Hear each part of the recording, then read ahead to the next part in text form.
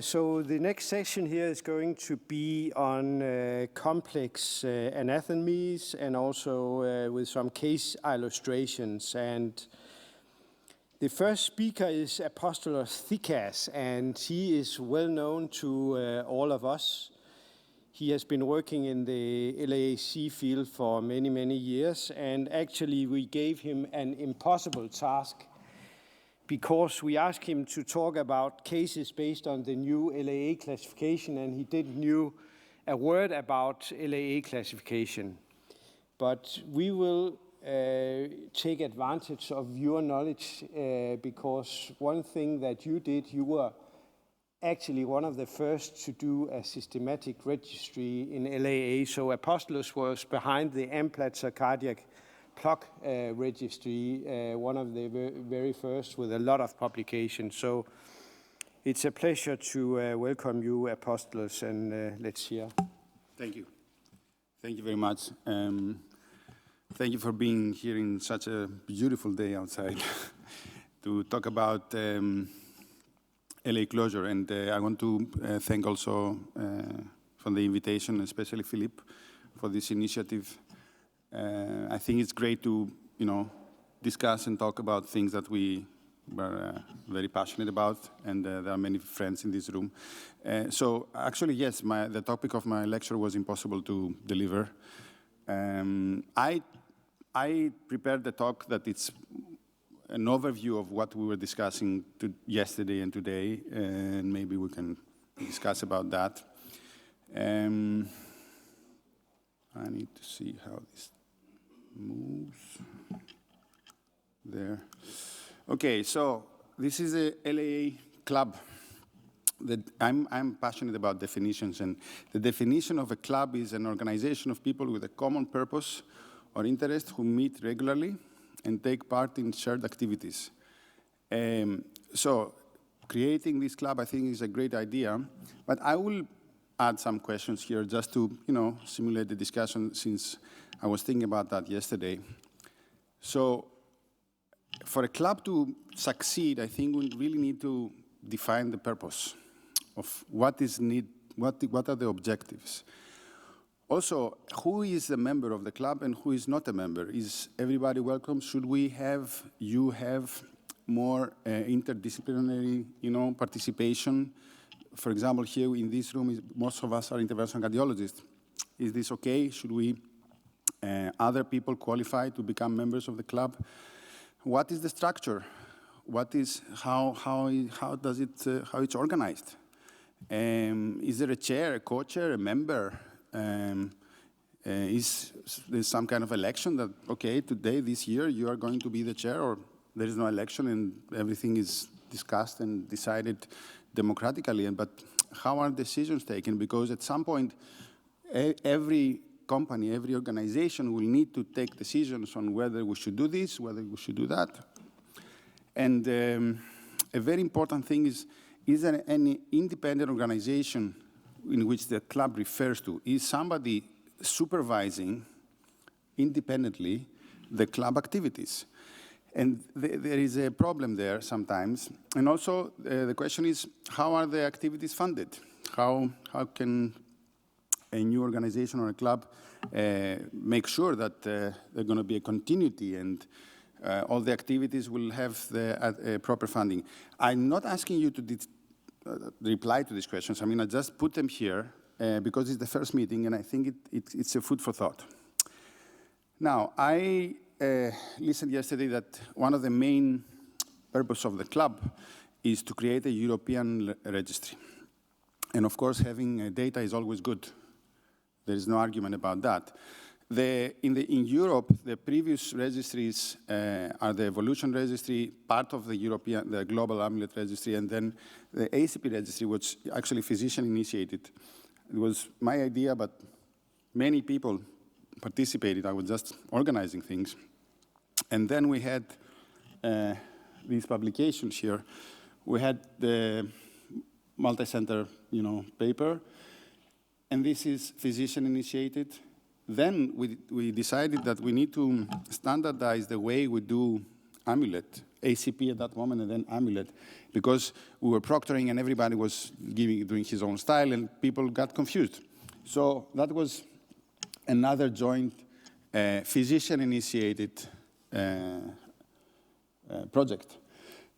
The other project that was physician-initiated was this project, in which I was very glad that we had both Abbott and Boston to sponsor. This is very important. So, and we try to have endorsement by societies. So any consensus, this is a consensus paper, the Munich consensus paper, has a value as long as it has a position in the literature and in the academia. We can agree that we want to do a consensus, this is how we do LAA today, and we publish it somewhere. So, but the credibility of what you publish, sometimes, unfortunately or fortunately, this is real life, it has to be endorsed by somebody. And getting endorsement by ERA and EAPCI was very, very difficult at that time. It was very difficult to use the acronym ARC because it was patented by Duke University because of the VARC. So it's a very difficult process. I just want to share with you some historical parts. This is another consensus paper. It is a position paper. It's endorsed by the ESC through ERA, and Michael Glickson was the leading author, and Bernie Mayer led that. If you see the author list in these papers, you will identify people that are maybe opposite to LA closure, or people that are not directly related to it. So if you want to have a consensus and you want to publish something, you need to have interdisciplinary participation. I think this is very important. Now, I just found this email. That was December 1st, 2012. This is the original email for the ACP registry. And speaking about what a registry needs, we need to have a rationale on what to do. We need to decide which centers, how much data we need to collect, what is the depth of analysis and the quality of the data that we need to collect, what is the primary endpoint of what we really want to search for. At least we have to start from somehow. And you need to have a plan of the publication, timeline, authorship, funding if needed. At that time, there was no funding, zero. So all these colleagues participated in this enthusiastic project without any funding. And I want to thank everybody, and some are also here in this room, for this project, because at that time, we didn't have any data on patients with contraindication, any large data. We had, it was at that time the largest representation of the ESC guidelines, the recommendations. At that time, it was still early, and there was only PROTECT-AF was available. And after that, and this is a value of a registry, and this is why I'm really in favor of having registries, is we could investigate different things. We talked about sub-studies, and every part of the group could get one sub-study. Joelle, for example, is here. She wanted to do a renal failure patients. Others wanted to investigate age. Others wanted to investigate, like Ignacio, he wanted to see on the stroke on warfarin, etc. And the reason, by the way, the registry was used to get approval in China for ACP. So the reason why all this happened is that it was a physician-initiated registry, something that we want to do, so it's good, no doubt. But the NCDR is an FDA request, okay? It is controlled completely up from by the ACC, and it has specific rules. I happened to review recently the paper that is for the eMERGE trial, so I asked for some extra data for this trial that was published yesterday, actually, and it was impossible. I asked, why don't you compare, since there is a learning curve effect, why don't you compare EPs versus ICs in the US in terms of complications? They said, we cannot do that. We don't. So there is a registry, but it's actually on demand. So that's a problem. Now, it needs funding. It needs a lot of money to do that. And even so, the data are not optimal. You saw yesterday we saw the CRFs. And however, this is the only way you can publish 5,500 patients like that, easily. Very important information, because you lose maybe quality, but you increase quantity. So I think it's a very important paper. Now, so the same as for any organization, the registry needs specific purpose and methodology. If we say that we collect everything, hundreds of variables, maybe it's a good idea, but maybe it will not lead to something, because we will not be able to have good data quality to get some actual outcome. And we really need to focus at least on some parts with a research and publication plan that, you do this first. These are the 3 priorities for the registry. Otherwise, it will be lost in emails and time, actually. So the quality of the registry is very important, and the quality control of the registry. I can tell you, I know each single patient of the ACP registry I reviewed myself. I ask questions. For example, I'll give you an example. History of hypertension in the history of patients, you click yes. If you go to the Hess blood score, the history of hypertension has a different definition. It has to be uncontrolled hypertension, more than 160. So there were yes and yes, or yes or no. So we had to go back numerous times, and I think it's around 3,000 emails, to verify that these data are valid and correct. So, and this is the job of the CROs that come to hospitals. I'm sure you participate in clinical studies, and they spend hours and hours reviewing these documents in randomized clinical trials. So if we really want to do a registry, this will be needed, especially when we have a prospective registry of good quality. And here comes the funding, that it's very important. And as I say, the million-dollar question, who owns the data? Can we publish anything? Can we check, for example, the question I had about ICs and EPs, which is maybe a political issue?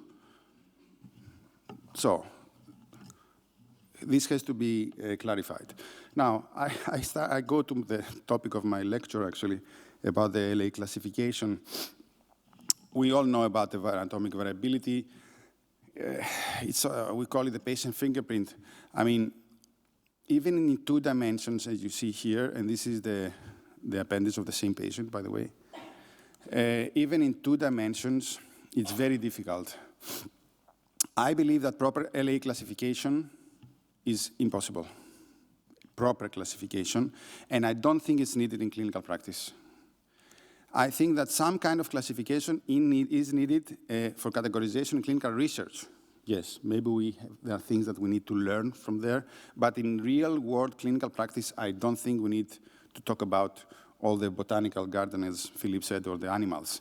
This is not very scientific, and it's extremely difficult to classify in 2D. If you go to the 3rd dimension, I believe it's impossible. Now, let's say that we try, and I liked the simple, challenging, very challenging. This is clinically oriented. We do that every day, actually. But if we really want to say that it's a valid classification, we need to check variabilities. We need to send 50 cases to somebody to classify, and maybe the same somebody should reclassify to check inter-observer variability. And we do that every day. I mean, I'm sure you all do the same. I think that this thing with chicken wings and cauliflowers, etc., should stop. I still do it, but I think it should stop. It doesn't help anybody. Now, 2 slides. That was 2016 in TCT. They gave me this topic, and I say, okay, in order to do well, we need to know the patient, we need to master the technique and know the device. And at that time, we were talking about how to avoid and manage complications, because there were a lot of complications. Nowadays, 8 years later, I think we have dealt with complications, but the key is to perform optimal LA closure. And I think there are two elements that we need to focus upon, DRT and PDL. And we recently published a meta-analysis that actually confirms that the cutoff of 3 millimeter is clinically important. We were thinking about it, but now it's proven. And in terms of DRT, there is a lot of work and fantastic work about the definition of DRT. Key. There was, you know how much harm the publication of the French group with 11% DRT did in the technology in the field in China. I was proctoring at that time in China. Everybody was talking about that.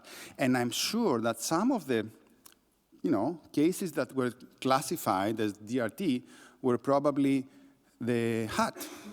I don't know, I haven't seen the data, but I'm saying, because one study had 2% and the other study had 11%. So the definitions are very important, and this is why this work of Erik and the team is really, really important.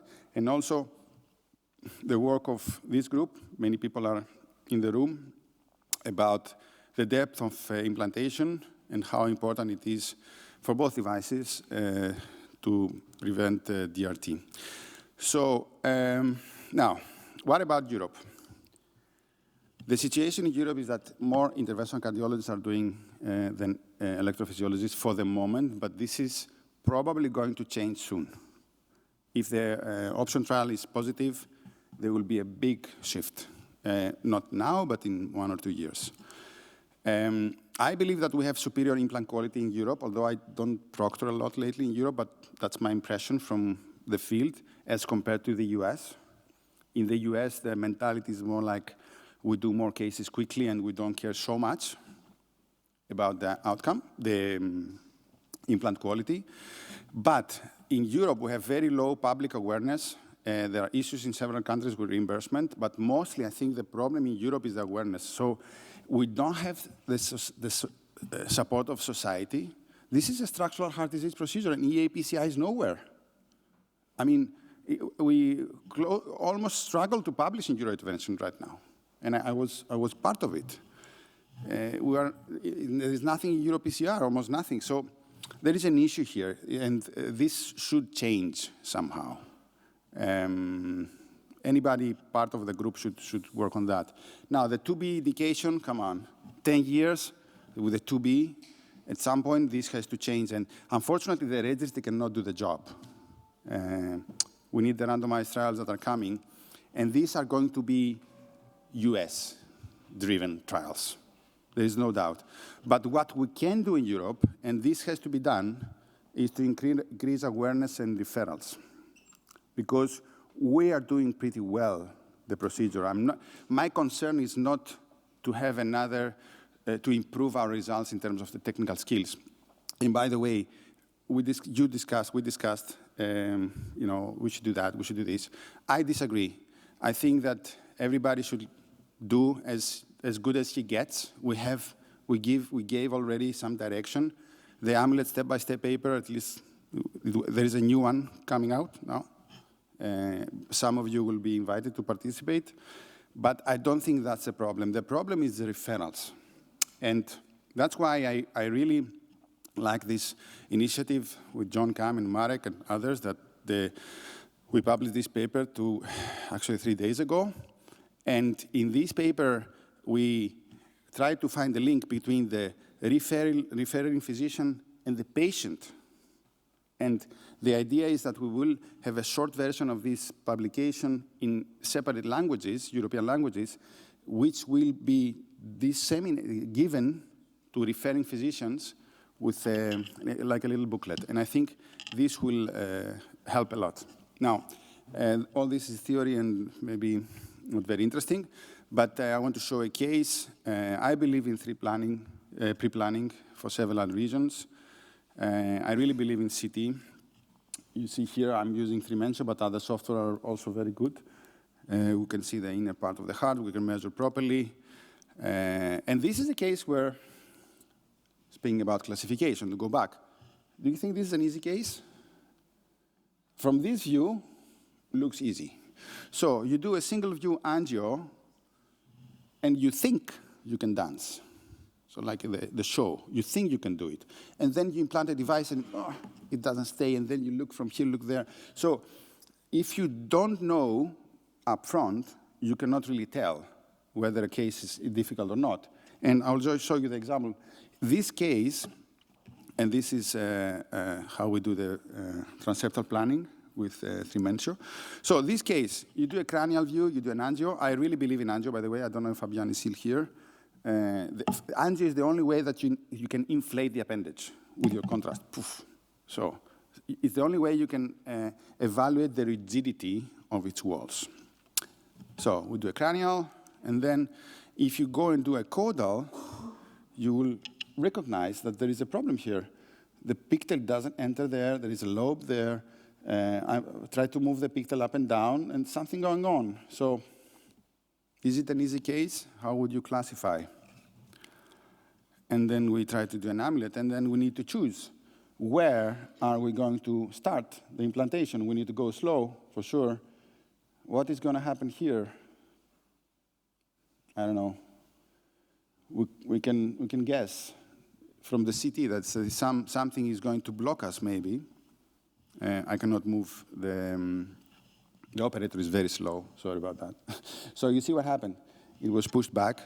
And finally, the position of the device was good because we were prepared and we knew that we should push, we do the triangle, et cetera, et cetera.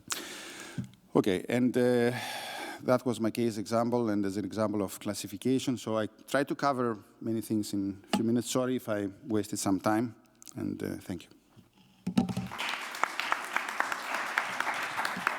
Thank you, Apollos. Maybe we take the discussion after the next speaker. Is that good? And take a seat here. And then you covered a lot of different things which we should discuss, existential questions about the club, which we also had partially yesterday, the classification, but the fact that you raise up, you're not happy about the current classification shows there is need for some other kind of classification and some validation of such a new, which we also discussed yesterday. But now I want to invite Christoph. He's going to talk about LA closure in sinus or atrial fibrillation. Do we have to act differently? Christoph, please share your vision on this. Thank you very much. And I will try to cover a complex topic within 15 minutes. And since we have no real evidence about it, I have an idea, but let's start with an assumption and maybe discuss the hypothesis about this. First of all, if we talk about the issue of sinus rhythm or atrial fibrillation, we have patients with paroxysmal atrial fibrillation. This is the prerequisite of this all. And if you think about it, in the long term, the patient and we will have to deal with atrial fibrillation alone, because in all of these patients, the sinus rhythm will somehow, or this is a history of atrial fibrillation, it will go to permanent or persistent atrial fibrillation. And we have two clinical scenarios we have to think about in this patient, that we have a patient where we implant the occluder when he is in atrial fibrillation, but we know that at a certain point he will switch to sinus rhythm. And what does this affect on the appendage? It will increase the contractility. The sinus rhythm alone will increase the stroke volume. The left atrial pressure will decrease, and thereby the dimensions of the left atrial appendage will decrease. And what effect could this have on the device? So we have an increased risk of pericardial fusion maybe, or maybe we will have the risk of device embolism because the device will be pushed out of the appendage. This is the hypothesis, and we will have to look what is the evidence behind this. On the other hand, we have the situation where we implant the device in a patient with sinus rhythm, but we will know that at some point after the procedure, he will switch to atrial fibrillation. What effect will this do with the appendage? The contractility will go down, the stroke volume will decrease, thereby increasing the left atrial pressure maybe, and the dimension of the left atrial appendage will increase. And what is the consequence of this? We will have maybe an increased risk of peri-device leak after the procedure, even if it's not visible during the procedure, and maybe an increased risk of device embolism because it will simply pop out of the appendage if it's a significant change of the dimension afterwards. So what do we know about this, about the hemodynamic impact of device size? And this is not new. We know that if we increase the volume in patients during the procedure, it can have a significant change of the measurable LAA dimensions of about 10%, and thereby leading to a change of device strategy in a significant percentage of our patients. So it's important, this is what we, I would say, do in daily practice, that we measure the left atrial pressure, and if it's down, we try a fluid change, and then we reassess the left atrial appendage dimensions to see the real dimensions, because we want to avoid device embolism. So hemodynamics have a significant impact on the LAA size, and thereby with an increased risk of missizing. Atrial fibrillation alone leads to an enlargement of left atrial appendages, whereby on the other hand, sinus rhythm alone leads to an increased contraction of the appendage, leading to a downsizing of the appendage itself.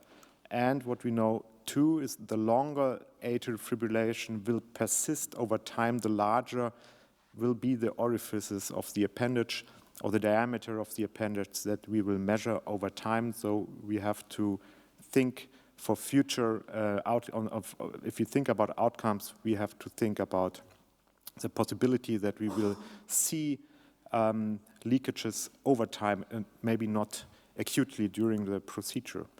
That there is some risk if we perform sinus rhythm restoring interventions simultaneously with LAA closures. Has been published in this study. It's maybe a different topic, but they saw if they perform PV ablation and LAA closure simultaneously, over time there's an increased risk of peri-device leak, so it can have a significant impact on hemodynamics. And if we think about the hardest or the worst clinical scenario, the risk factors for predicting device embolization, it's not sinus rhythm alone in this retrospective analysis of not too many cases, but if you look into the different parameters predicting device embolism, it's significant missizing, it's a relevant change in hemodynamics, and this, of course, relevantly depends on the rhythm at the time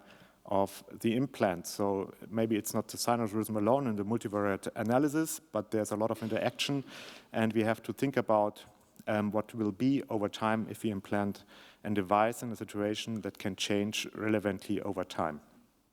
So my personal opinion about this topic is that the rhythm at the time of LAA closure has an impact on the procedural strategy in patients with paroxysmal atrial fibrillation, because LAA size and hemodynamics relevantly depend on the contractility of the left atrial appendage and left atrial pressure, which would somehow transfer into the scenario that we have a patient in sinus rhythm. We should tend to implant larger devices, at least slightly larger if we are in between two sizes, because we know that atrial fibrillation will come back and then the implanted device will be too small. On the other hand, in situations with AFib, we know that the patient will switch over to sinus rhythm. We go maybe a little bit more for the smaller device if we are in between two settings, but this is not clear. But I would say what's really important in such patients is that we have to make the peri-procedural setting perfect, have a perfect pre-planning, optimize interprocedural hemodynamics, measure the left atrial pressure to avoid at least every influencing factor that can be avoided, because we cannot avoid that the patient will independently from us switch between sinus rhythm and AFib. And we have some patients or cases that are very, I would say, complicated, complex. This is a patient I tried to treat just 2 weeks ago with a in sinus rhythm, small anatomy, hypercontractile left atrial appendage. You see that a lot of movement, the device is already in place, and you see how this is how I assess the implantation afterwards. I do a multiplanar reconstruction, and what you see is that after 2, 3, 4 minutes that the device came out. It was implanted good, but if you wait for 2, 3 minutes, and that's what I do in such situations, you see that it comes out on the posterior part, and I did not leave the device in place in this situation because I didn't feel very well to leave it there and risk device embolism. That are my thoughts to this topic. Thank you very much. Thank you, Christoph. Please take a seat as well. Maybe we can switch lights on too and ask whether there's first of all some questions about the two presentations or some experience sharing. Yes. Hi, Claudio from Milan. I'd like just to make some comments concerning atrial fibrillation and the closure of the left atrial appendage. Probably, as you know, in electrophysiologists, we are just accustomed to do a lot of procedure, combined procedure, and really and truly, I think that we, fortunately, didn't have any issue concerning, the positioning of the appendage closure, neither during atrial fibrillation nor sinus rhythm. But I think that's the issue that you have raised is really crucial, because if you have a patient in a sinus rhythm at the very beginning of the procedure, and then he or she goes into atrial fibrillation, you might, be in trouble, and this, is pretty sure. So, what I emphasize that probably when we have a patient with a frequent recurrence of atrial fibrillation, we might pre-planning to have a combined procedure, atrial fibrillation ablation and the left atrial appendage closure. Obviously, this is for electrophysiologists, not for interventional cardiologists. And just to follow the Apostolos comment concerning the option trial that we are conducting, I think that will make big changes in the future. Just combining atrial fibrillation ablation plus appendage closure. But that's a good point. I mean, that option AF trial is going to tell us a lot, yes, because if I understand well, it was either during the procedure or a couple of weeks after. So these patients, they had their ablation. They probably only stop the ablation if the patient is in sinus rhythm. So all these implants in that trial must have been done in sinus rhythm. So is this really something we should be scared of? Personally, I'm not scared of doing LAA closure in a patient of sinus rhythm. I know of these stories around. But is it a justified fear we have? I don't know. I want to hear that. Or do you change your implantation strategy?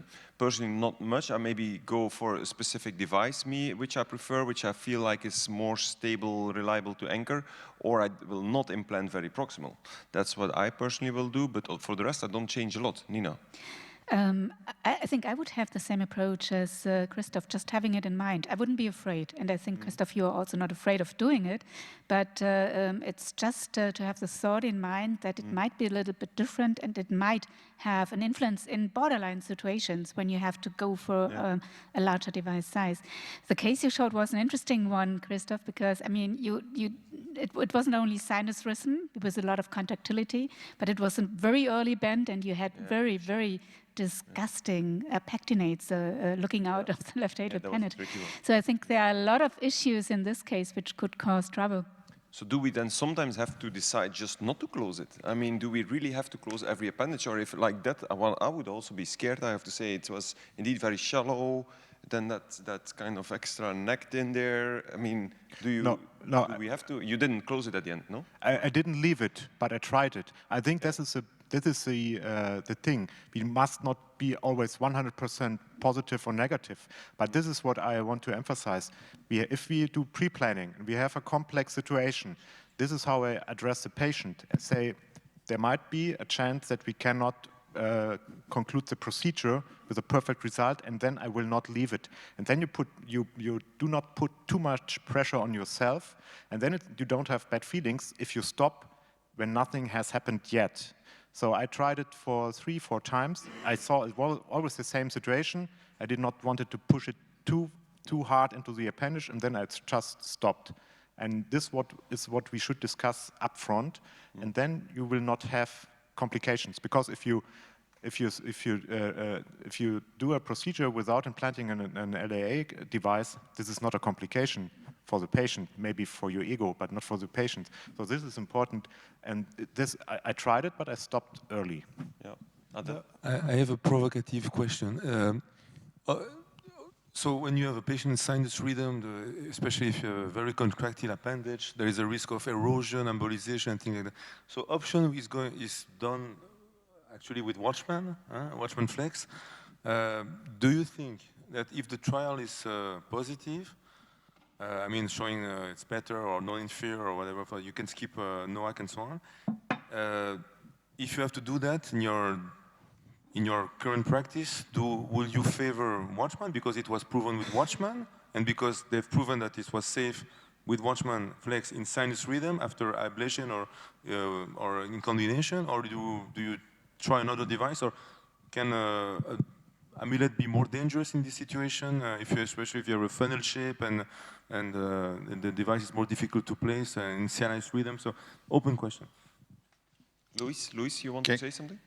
Yeah. Well, yes. Well, to answer your question, I would prefer to use probably the WATCHMAN device in these cases, and also because I'm doing already now that I think that it's probably more flexible and more forgiving with the patient in sinus rhythm. But also when we were participating in the option trial.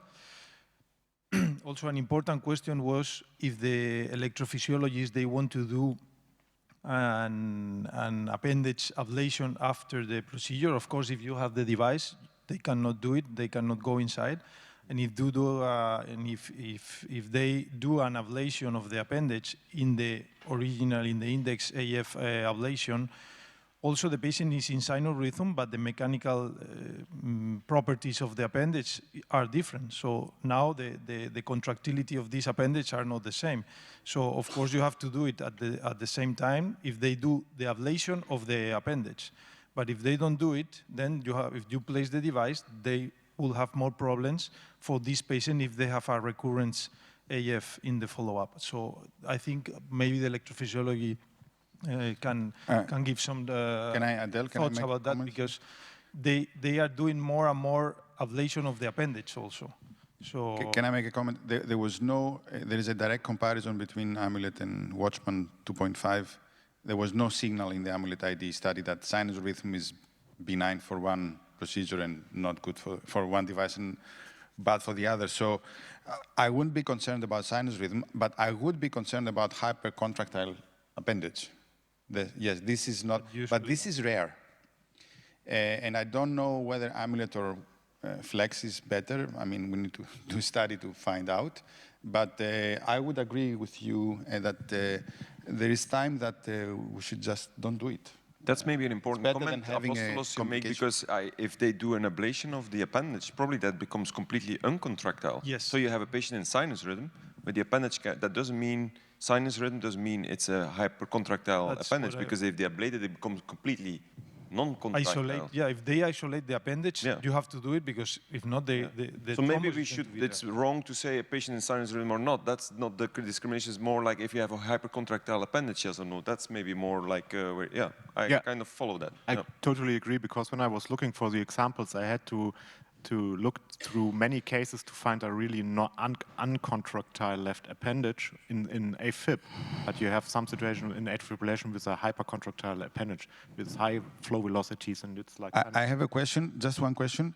Do you think we should cardiovert in patients with paroxysmal AF, you know? I think that's a good question, and I think Erik, he has some, I don't know if you want to talk about, maybe it's a good moment to talk about it, some kind of... I just want to comment on hypercontractility, because I think some of the cases are actually due to hypervolemia, underfilling, that implanters are not aware enough of getting the patient fluid loaded enough. That being said, I still recognize that you can have a good filling of the left atrium and then still hypercontractility. And I totally agree, it is a risk factor. And it was one of the factors that we wanted to include in the new classification. One other topic I would like to touch upon related to this discussion about sinus rhythm, because we have talked a lot about pre-planning. And we are, including myself, passionate users of CT for pre-planning. And most of us are using the so-called single flash methodology, where you capture images of the heart in one particular phase of the cardiac cycle. We don't have a full cardiac cycle due to saving of radiation. So maybe I could ask you, Philippe, you're also a passionate user of CT. When you analyze your pre-procedural CT, do you look at the cardiac rhythm? Is it important for you whether you have AF or sinus rhythm when you are evaluating this? Yes, but no, we don't. As you said, we are trying to save radiation, especially for these patients, and we use only the one phase, one or two phases. So we don't have any data on that with CT. What we feel with echo, because we are doing echo for the procedure, for imaging the procedure, is that in some patients with hypercontractile, we may have, as you said, risk of embolism, risk of leaks, but also risk of delayed pericardial effusion. We have seen this in 2-3 cases. I think it would be a nice subject for research for the registry, is to have patients with sinus rhythm. Maybe, as you said, the feeling of the patient is something that impacts on the risk of complications, or maybe that other parameters that we don't know. Just an additional question. I mean, if you do so we really need a good definition of hypercontractility. So what is it? Is it the contraction between diastolic and the systolic phase? Is it the velocity? So how do you define it? Yes. Is it semi-quantitative, or like you have really something like a definition? Oh, lady first. No, just to say that as we were discussing yesterday, maybe just to make the pulse Doppler in the appendage, it's very easy to do, and you have a number, and maybe we can see with that. And maybe it will be even interesting to compare this number with the change in the size of the landing zone. So I think it's something super easy, super reliable, and maybe we can start looking at this, and maybe in the registry we can include this number. Just 3 brief comments. I mean, just in the option trial, we're not required, to do the LA isolation all the time. So this is something that probably is done much more frequently in the US than in Europe. Number 2, I think by answering Apostolos' topic concerning if you have a patient atrial fibrillation, maybe just at the beginning, or just because, he or she goes into atrial fibrillation due to the maneuver of the sheath, I think that I would convert the patient into sinus rhythm right away. And considering the contractility of appendage, I think it's also related to the AF duration, because if you have a very long, persistent AF, patient, usually, I mean, the contractility should be, quite shallow. I mean, just so I think this is something that we can take into account. And then I think that probably with the TE, you might appreciate much better the contractility and foresee if you have hypercontractility after, the patient is cardioverted. Okay. I mean, that was already, you see that we should make note of this, because, for example, such small things like measuring velocities in the appendage before you close, maybe it's predictive of indeed embolization, or maybe remaining leaks, or, I mean, it's good to, these kind of things could go into such a registry where we're talking about, and we could do some analysis afterwards, or the cardioversion. I think it's a very clinical problem, which, I mean, you do an appendage closure, then you get 4 weeks after the appendage closure, suddenly from a referring cardiologist, yeah, this patient presents now AFib, can I shock him? Do I have to do TE, yes or no before? We don't know. I'm just suggesting, recommending something, but we need to get there also. That's an ideal topic to try to do a kind of a small study of collection of data and maybe make some consensus statement about that. That's very realistic, I think, to do that. But I agree with that. But our goal is to close the appendage. Then, in which case you shouldn't try to close. This is the question. I think it's always try to close the appendage. Yeah. And then that we should be aware of sinus rhythm or not. But finally, we have to use the same, I think, way of working. Mm-hmm. Yeah, but you see, I mean, sometimes it challenges it makes the procedure challenging, and you could. Yes, but in this case, usually, if the patient is stable, usually I try with another size before abandoning. Probably in that case, the device was too small, but it's my impression, obviously. But it's a consideration. Okay. Erik, maybe we should go back to maybe also on Apostolos. We still have 15 minutes. So, like, there were 2 things still we can quickly touch upon. We discussed extensively yesterday. But first, the classification. Do we need that classification? Did we agree on in which direction we have to move with that classification? Do we need more input on it? What was the take home for you from yesterday on that classification? I just want to highlight the ACP registry once more, because what Apostolos just showed us was that it was possible at that time, without any funding, to establish a systematic registry that gave a lot of good data and a lot of good publications. So for me, your experience and our experience with the ACP registry is just something that will stimulate that we really have the timing now and should go full in and try to do this European registry. I think that's your experience really support that we can do that, and that we just have to start out. Thank you, but I don't think we can do without funding. The quality of the registry that is needed now, the perspective, needs some funding. And the ACP registry was as good as we could have it.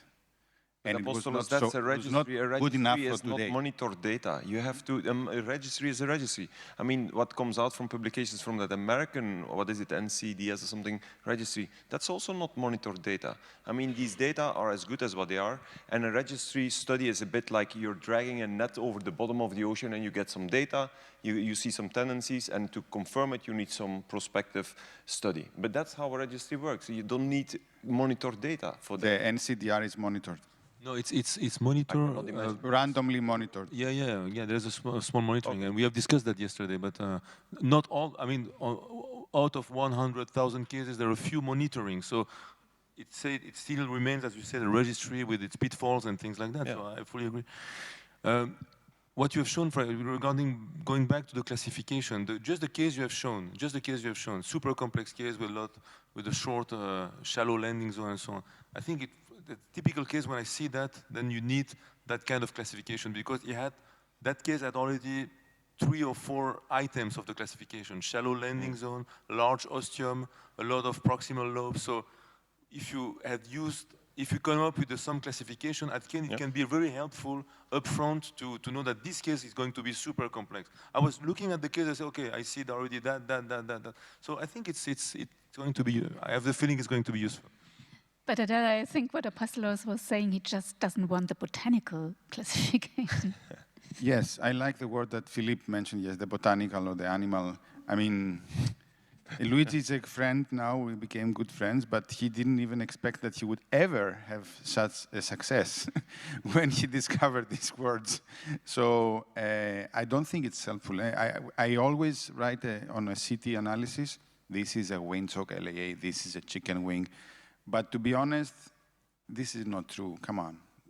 I think we should get away from that.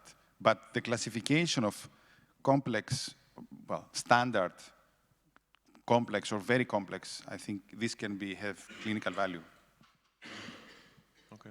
Now, how you define it, good luck with that. Yep, all right. Good, I think, should we just move on to the next, so there's a little bit gain at 10 minutes in the program, and then we can discuss more at the end, also the study proposals. Shouldn't we do that? Yeah. Okay, so by this, we end this session, and then we move to the other session, so we gain 10 minutes, and that's good. So the next session is about the define optimal LAA closure implantation objectives and ideal worst LAA anatomies for different devices. So Sergio and Philippe.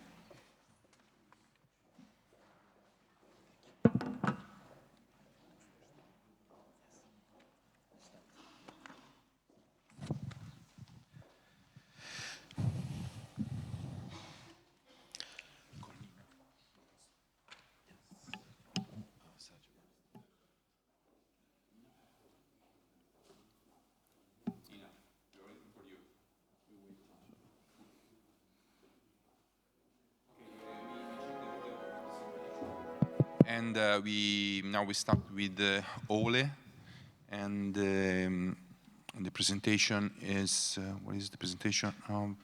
It's defining optimal LAAC, yes, but ideal and worst case, and Ole will talk about the Omega device. Yeah, it's just to share my experience. It's not that I defend one or the other device. I implant all kinds of devices, so let me start my presentation with that. So I'm kind of independent. It's just experience sharing here with this device. So what is this device? This device I use now since, I don't know, 4 years maybe or something, 4 years in clinical practice. It's a platinum-coated nitinol mesh. As you see, it's 2 components. It's an anchoring component and a disc, as you know, a bit like Amulet. It's very highly conformable. The cup, we call it cup and a disc. So the cup is really highly conformable because it's like an open structure. It's a double-layered structure, but it's you can go up to 45% oversizing or compression. So that's kind of nice. And then it's a coaxial deployment. I will show you what I mean with that. It's very flexible. The stalk between the cup and the disc can be almost like 90 degrees. So if you have a very angulated chicken wing, you can put your cup, let's say, vertically, and you still have your disc sitting horizontally. I have some cases on the post-CT where it's sitting like that, so it's possible and it stays like that. So that's what I said. So it's that they call it a self-retaining inverted cup, but it's a double-layer cup, then a very flexible stalk, and then you have the disc, and then you have 2 × 5 circumferential hooks, so in total 10 hooks, which changed over time. In the beginning, they had some more kind of sharp sticking out hooks. They were quite long, and they shortened them. And then afterwards, now they have more these kind of fish hook hooks. As you know from WATCHMAN Flex, they have now similar hooks at the cup. So yeah, this is just an illustration. But it shows you nicely how that cup forms. So keep an eye on so you see it's like this, and then you invaginate the second layer.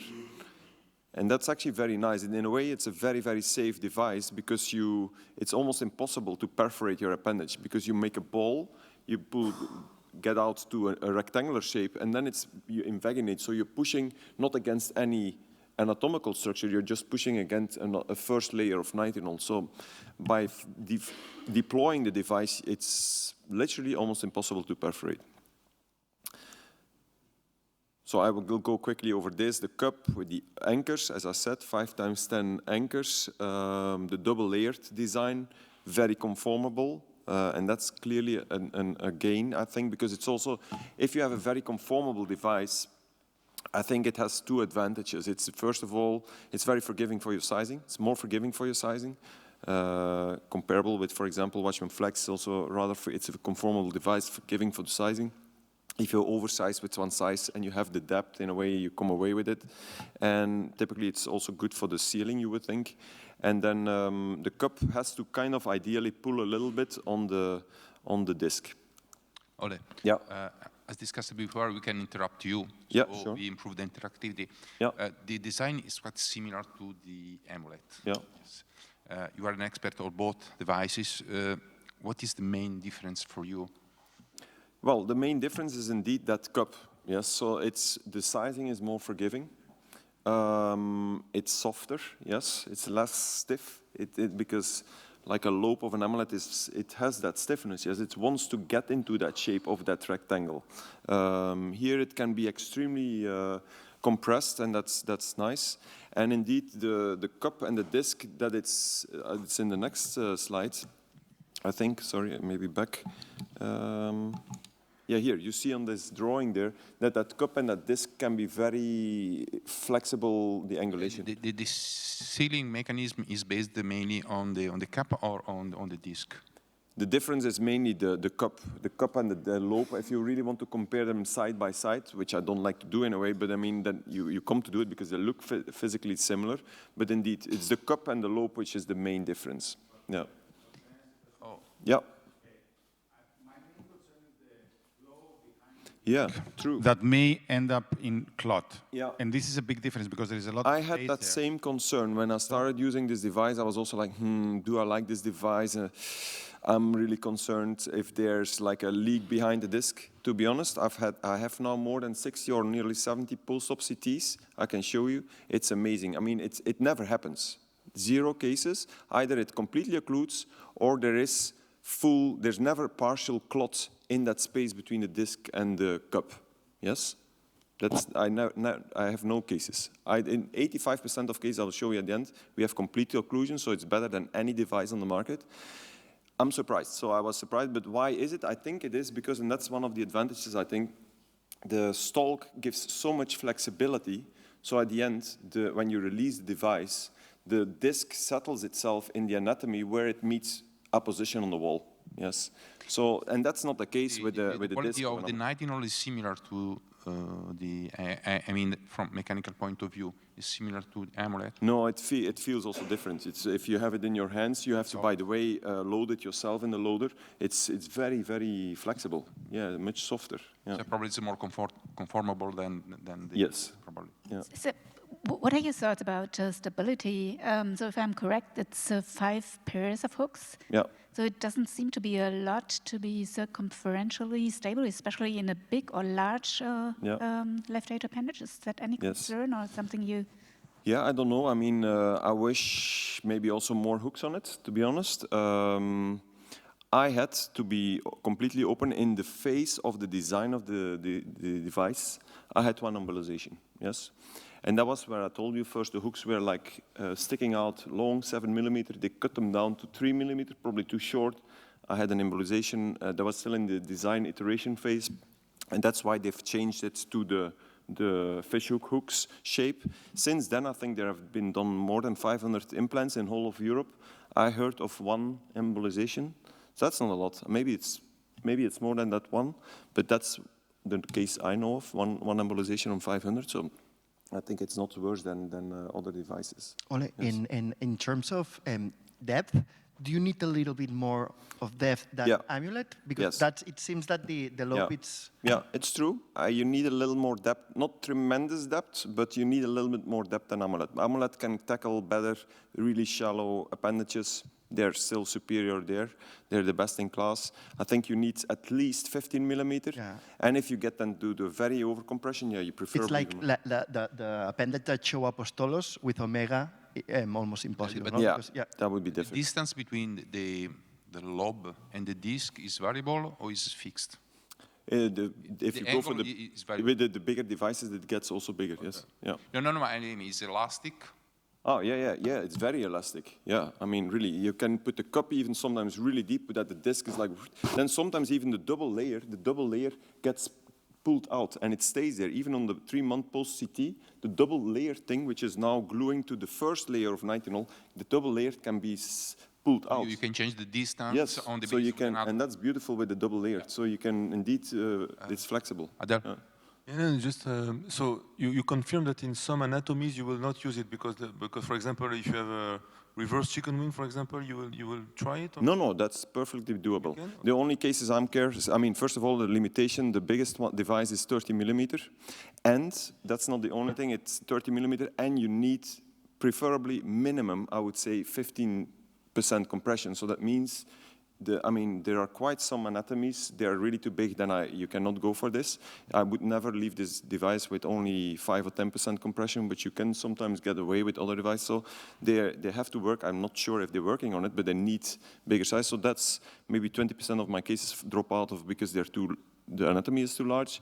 And then I still feel like if it's completely such a trompet tapering, open tapering without a very defined ostium, it's not my preferred device too, because as you see the cup, if it's compressed, it needs some distance to have some wall position. Yes, the Amulet is nicer because then it's like only 10, 12 millimeter, or WATCHMAN Flex, it's like it forms into a hot dog then. So that's also less favorable here. So it's not. That's why I use different devices. I try to taper it to the anatomy of my patient. 75% of occlusion on C. Yeah, I'll show you. That's amazing. Yeah, but the effect of the disc, I just want to understand that correctly. So if you use a Lambre, so we use some tension on the disc to have a stenting effect, and with the Amulet, we just want to cover the ostium. So what is the intention of this disc? It seems a little bit in between. No, it's also just to get some wall position and get occlusion behind the disc. That's what the function is of the disc. Yeah, and because then it's so flexible, it settles itself in the anatomy. I can show you one CT, but that's that's from the very early. You see, it's 2020. There was only 13 cases. I think this device was very lucky that they got CE mark approval based on only, I don't know, like 35 cases in Asia done and 15 cases in Europe, and now it became much more strict, and since then they've done 500 cases, but they were just got their CE mark approval before all these CE mark approvals got so strict. Now I don't think you get it without doing 250 cases in Europe, otherwise you can forget it. And so, for example, this is a case example, so chicken wing anatomy. It's an old case, it's from maybe 3 years ago. I'll show you, this is some pre-procedural planning, where we do at multiple increments of 2 millimeter, we measure ostium all the way into following the central axis. That's what we kind of often do. Then you see the ostium and then the landing zone. Landing zone is, we take it's not one particular measurement, we take it in a zone, it's a zone. That says enough, it should be a zone. And then you see here, so for the ostium, I'm typically only interested in the maximum diameter. I want to know if my disc is big enough to cover that. That's 28. The landing zone, there, that average, you see these lines, that's the maximum, the perimeter-derived mean, and the minimum diameter of that landing zone, and that's 19. So I want at least, as I told you, 20% compression, so 19. Then I would probably go here for a 24 device. You could even go for a 26. You would just have more compression, but that depends then on your depth, if you have depth enough. I think in this particular anatomy, you have by far enough depth. I want to be honest, one of the limitations here also is still, I think I do like the device how it is now. It's really a great device. The delivery sheet is still first generation, I would say. It's too stiff. It's too stiff. You have to go like a lot of counterclock in any device, and you have to hold it. If you hold it for 5 minutes, you get a cramp in your hand. So they have to do something about it. If you release it, then it spins out and it would drop out of the appendage. So the delivery sheet, it's something they really have to work on. But on the other hand, the device never really limits me to do the case. It's just harder, and you have to work on it, and you have to hold it, but it doesn't limit you to do the case. It's just not comfortable as an operator. So here you see we're nicely in, good central axis, and that's what I mean. So if you go in that, also here it's very useful to have these bands on the delivery sheet, because you go to your optimal implantation view, which was this. If you go back, this was the REO 9 cranial 5, pretty much very little REO, which is unconventional, I would say. But then if you go to that angle, I just torque as much on the catheter, delivery catheter, until I align my rings. And you can do the same for WATCHMAN Flex, you can do the same for Amulet delivery sheet, and then you know, actually you're nice in the same axis of your LA central axis. and then you hold it there. Then you come out with that ball. Then you make the double cup. Yeah, here it's the cup is formed. Yes, invagination is formed, and then we bring out the disc. I don't know if it's shown here. If we bring out the disc here, yeah, it is. Yeah. So here it's also visual. You can already see for me because I know the device is around 20-25% compressed. It's a visual assessment, and then this is the final closure. So here you could, even if it's a very angulated appendage, you could put this cup pretty vertical and then have the disc still sitting like this. So that's a beautiful thing. You can hardly do this with Amulet, I would think. And then we release it. And let's see here. Yeah, okay, this is the final shot. And then we have control CTs. So this is the classical, how a classical control, so it's almost always looking like this, yes, where it's completely up to the disc, it's completely occluded. And we have 80% complete LAA occlusion on CT versus 60-65 with other devices. And that's even better than in the literature. So this is something we're working on, a publication. So you see, we have, this is only 65. We have now a couple of more CTs, but 65 CTs done, that prior to 3 months 1, unavailable 3-month cardiac CT 4, so we have 60 follow-up CTs. You see DRT, device-related thrombus, 0. There's none. And then LA patency, so that means still a little bit of contrast filling in the LAA. Ole, question. Sorry, one question. Yeah. Are there any animal models showing what is going on inside the cap? Inside the cap? Yeah, is this thrombus? That's thrombus, yeah. Okay. Yeah, of course. Yeah. Yeah. I saw you use the eyes. Yeah. The quality of the imaging with eyes and with your is similar. I mean, the echo visibility with this device. Yeah, it's similar in other devices. Yeah. Yes. So, sorry. Any other questions? Sorry. Yes. What do you think about?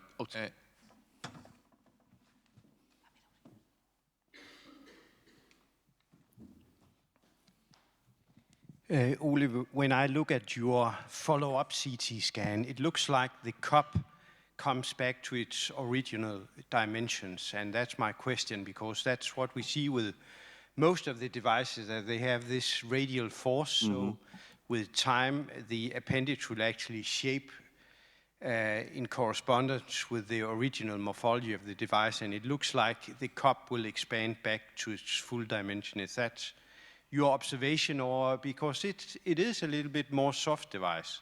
Yeah. So what is your experience? No, here? look, I mean, I can see already how it looks, that if this device is not compressed, it looks like a half moon. Okay. So there is still compression here. And I agree. So we did in the past. Seems in contact with the lobe. Sorry? The disc seems in contact with the cup. Yeah. It's quite normal. This is a standard view. That's okay. You can have the cup a bit deeper. Usually with the Amulet, we see that there is a distance between the lobe and the disc. Yeah. In this case, this is the usual follow-up imaging. Yeah, but you see here, it's maybe a certain. Here it seems there's some distance, yes, yeah, on the procedural thing. I don't know if you can say it's completely in contact all around the CT. I don't know. It looks like, but indeed it's a softer device, and it's true what you say, Jens-Erik. We did. Quite some years ago, we did post-Amulet implants, and even if you have a very elliptical LAA, we scan these patients with CT the day after, and then 3 months after. Surprisingly, even the day after, indeed, that device wins from the anatomy. You already have a completely circularized appendage, and then indeed you lose a little bit of the compression. It's not when you leave it behind with 30% compression that you have on the post-follow-up CT, even 1 day after. Adapt itself to yes, the anatomy. the appendage adapts itself to the Amulet. But here, I think it's a softer device. So this is clearly still 20% compressed. So it probably, here the anatomy gives more, it doesn't win from the anatomy necessarily, the device. That can also help maybe with the surprisingly high closure rates, which are really nice to see. Of course, I personally was also astonished by this. So, but okay, it's good data. But if I look at it, Ole, it seems to be that this anatomy of the LAA also adapted to the device. Yeah, because it looks more or less round. I mean, it might be softer. So we have two components. We have the cardiac memory of the device, which tries to come back in his original shape. And we might have also some remodeling of the left atrial appendage. So it will be interesting to see what's going to happen on the long term. If the remodeling, so what the remodeling of the left atrial appendage will do. Interesting. Yeah, but that's with any device, yes, that it could be interesting to see this. But indeed, it was not, let's see if it was very elliptical. It was, the minimum was around 16, maximum 24. So it's a classical ellipticity, I would say. It wasn't extremely elliptical. But indeed, my feeling and the knowledge that I have of looking on post-procedural CTs is it becomes typically more circular. Yeah, it doesn't stay elliptical or, yeah. Okay, short question. Very short question.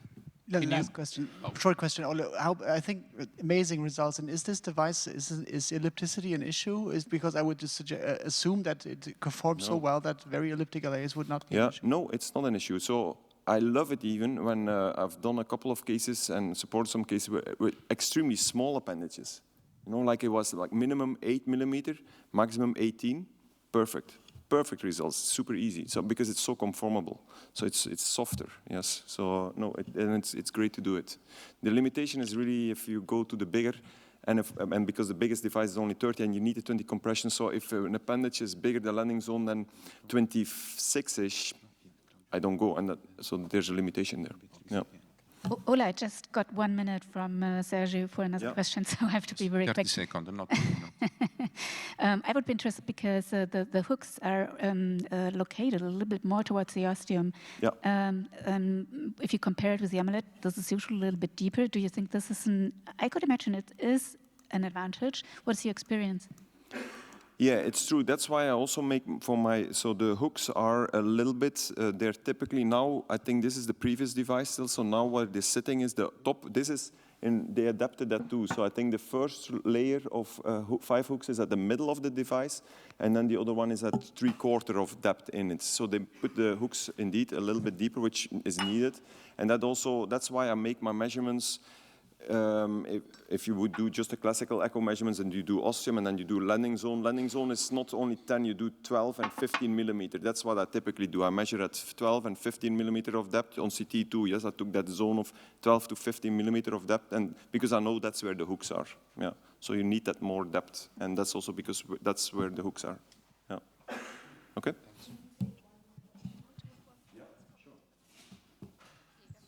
Okay. Sorry. Just a comment about the delivery system. What do you think about the performance? It's very rigid, less maneuverability. So in the very complex anatomy, what do you think? Delivery shift. For very complex anatomies, you mean? Yes. Yeah, it depends. There's so many different things of complexities. What do you mean with very complex? Like an example, I mean, there's multiple complexities that can be on the case, for example, yes? So but I think it's ideal for very... What do you think about the maneuverability of the delivery shift? Because of the delivery sheet? Yeah. Well, it's very rigid. Sorry, rigid. It's rigid, yes. But as I said, it doesn't limit my cases so far to do it. It's just annoying as an operator. I feel like I have to hold it. I get a cramp in my hand if you stand there like a couple of minutes with it. So it limits the comfort of doing it. And also that makes it almost impossible to do as a single operator because you have to hold it. And also to form that double cup. You can do it as a single operator, but it's not easy because it's you have at a certain moment to do the invagination, you have to push both on the delivery sheet and on the cable, on the device. So it's really, as it is right now, with the delivery sheet they have right now, it's a procedure to do with 2, I would say. Yeah, so it's a limitation. They have to work on that. Thank you, Ole. Thank you.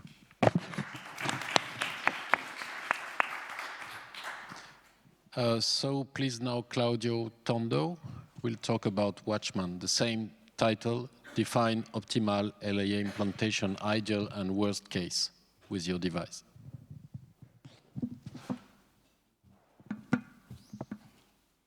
Thank you. Good afternoon, everybody. This is my disclosure for just this presentation. So I think my agenda today is just to focus on our WATCHMAN flex, and already we have discussed how much work needs to be done just to move forward concerning the guidelines. Obviously, there's a 2B probably, and B level of evidence is too low. We have different treatment options. We have just listened to Omega. I didn't include it in this slide, just because the most commonly used devices are the Amulet and the WATCHMAN device. We do not include the exclusion of the appendage, is the lariat, which obviously is just a different option of treatment. I'd like just to focus on some topics, and the slide shows the peri-procedural and post-procedural complications. I do think that if we look at the peri-procedural complication, quite doing well, except for the pericardial tamponade that, it remains around 1%. I think this has to be done, and we need just to improve this, probably training and making people mastering the procedure is really a critical issue. On the right, we have the post-procedural complications, and I think that we need just to point out the peri-device leak. Everybody is aware how is critical in relation to the likelihood to have a thrombus formation over the follow-up. We might discuss if, whether the TE or the CT scan over the follow-up is the main and much, properly technique just to adopt. And again, the device-related thrombus, which ranges between 3 and 5%, is too high, and obviously we need just to improve that. Quite recently, again, for the leaks topic, this meta-analysis, which includes more than 54,000 patients from several studies, observational, non-randomized, and randomized clinical trials, have clearly documented a significant increase in the composite outcome of stroke, TIA, or systemic embolization in those patients who present over the follow-up the peri-device leak as opposed to patients with no peri-device leak. So I think this is, it has to do with the implantation at the time of the implanted device. We need just to make every effort just to reduce the likelihood to have the peri-device leaks. Coming back to more specifically to the WATCHMAN device, we need just to take into account that we need to avoid, number one, a significant oversizing of the device, actually compared to the ostium. Usually the compression obviously lies on between 10 and not more than 30%. Obviously, we might have potential complications like the surrounding structures and specifically the left circumference artery. On the other hand, undersizing the closure device obviously is related to the device embolization. So I think that having a pre-planning study of the appendage and probably just a clear idea which is the perfect sizing of the device is really crucial as to reduce any potential complication. Morphology of appendage, I think I do agree with the Apostolos. Probably we don't need just to struggle with all this definition concerning the variants, Winstoke, Checker wing, broccoli, or whatever you want to call it. Probably we need just to think about the easy and the difficult cases. Also because I don't really think that we have a specific device occluder for each, anatomy variant that we can encounter. On the right, we have the left atrial appendage assessment that I think is critical for the WATCHMAN. You need just to make sure that you have a good assessment of the ostium and obviously the length of the appendage. And the largest ostium size usually presents and determines the device site selection. Everybody is aware about the fact that most of the operators uses the TE. We might discuss later which is the best intraprocedural technique to adopt. Obviously, TE can offer much, higher views than the eyes. And on the right, you have just, the typical scheme concerning the device size and the length of the appendage and the ostium size. Just to remember one thing, that the appendage length should be 1/2 of the device side. So if you have a 24 millimeter device, this requires at least a 12 millimeter depth. I think that for the WATCHMAN device has been elaborated, the score of a pass, position, anchor, the compression, and the seal. I think this is, quite important, and probably this also relates to the pre-planning that we can do just before the implantation. The right side of the slide, you have the different potential positioning of the WATCHMAN device. Also, in relation to the anatomy, if you have, for example, a proximal lobe you want to cover up, probably you need just to be much more proximal, and you might accept to have just a slight protrusion of the WATCHMAN device at a level of the ostium of the appendage. Obviously, the ideal positioning is just at distal or just at the ostium. We can skip this. I think that already we have heard and listened to previous concerning the morphology of the left atrial appendage. I don't think that there is a the way to establish which is the best device in relation to the appendage. I think that probably you might choose, the WATCHMAN or Claudio. the Amulet device. Yes. Claudio, on the base of your experience, you are a multi-devices user, and say that the majority of cases can be done with all devices. On the basis of the technical consideration and the anatomy, what is, in your experience, the point of effort of Flex, that is a consolidated technology, and the anatomy where you think to take in consideration a different technology? Okay. Well, I think the WATCHMAN... I know that it's a difficult question. But No. I thank you for raising the question. I think that the WATCHMAN Flex has really greatly improved from the previous version. It's very easy just to accommodate into the appendage. You can recapture every time. You are, pretty safe without having, a complication. What I like about the WATCHMAN Flex, I just, mentioned before, if I have, a variant of an anatomy with a very proximal lobe, I wanna be really proximal. I can, recapture and just,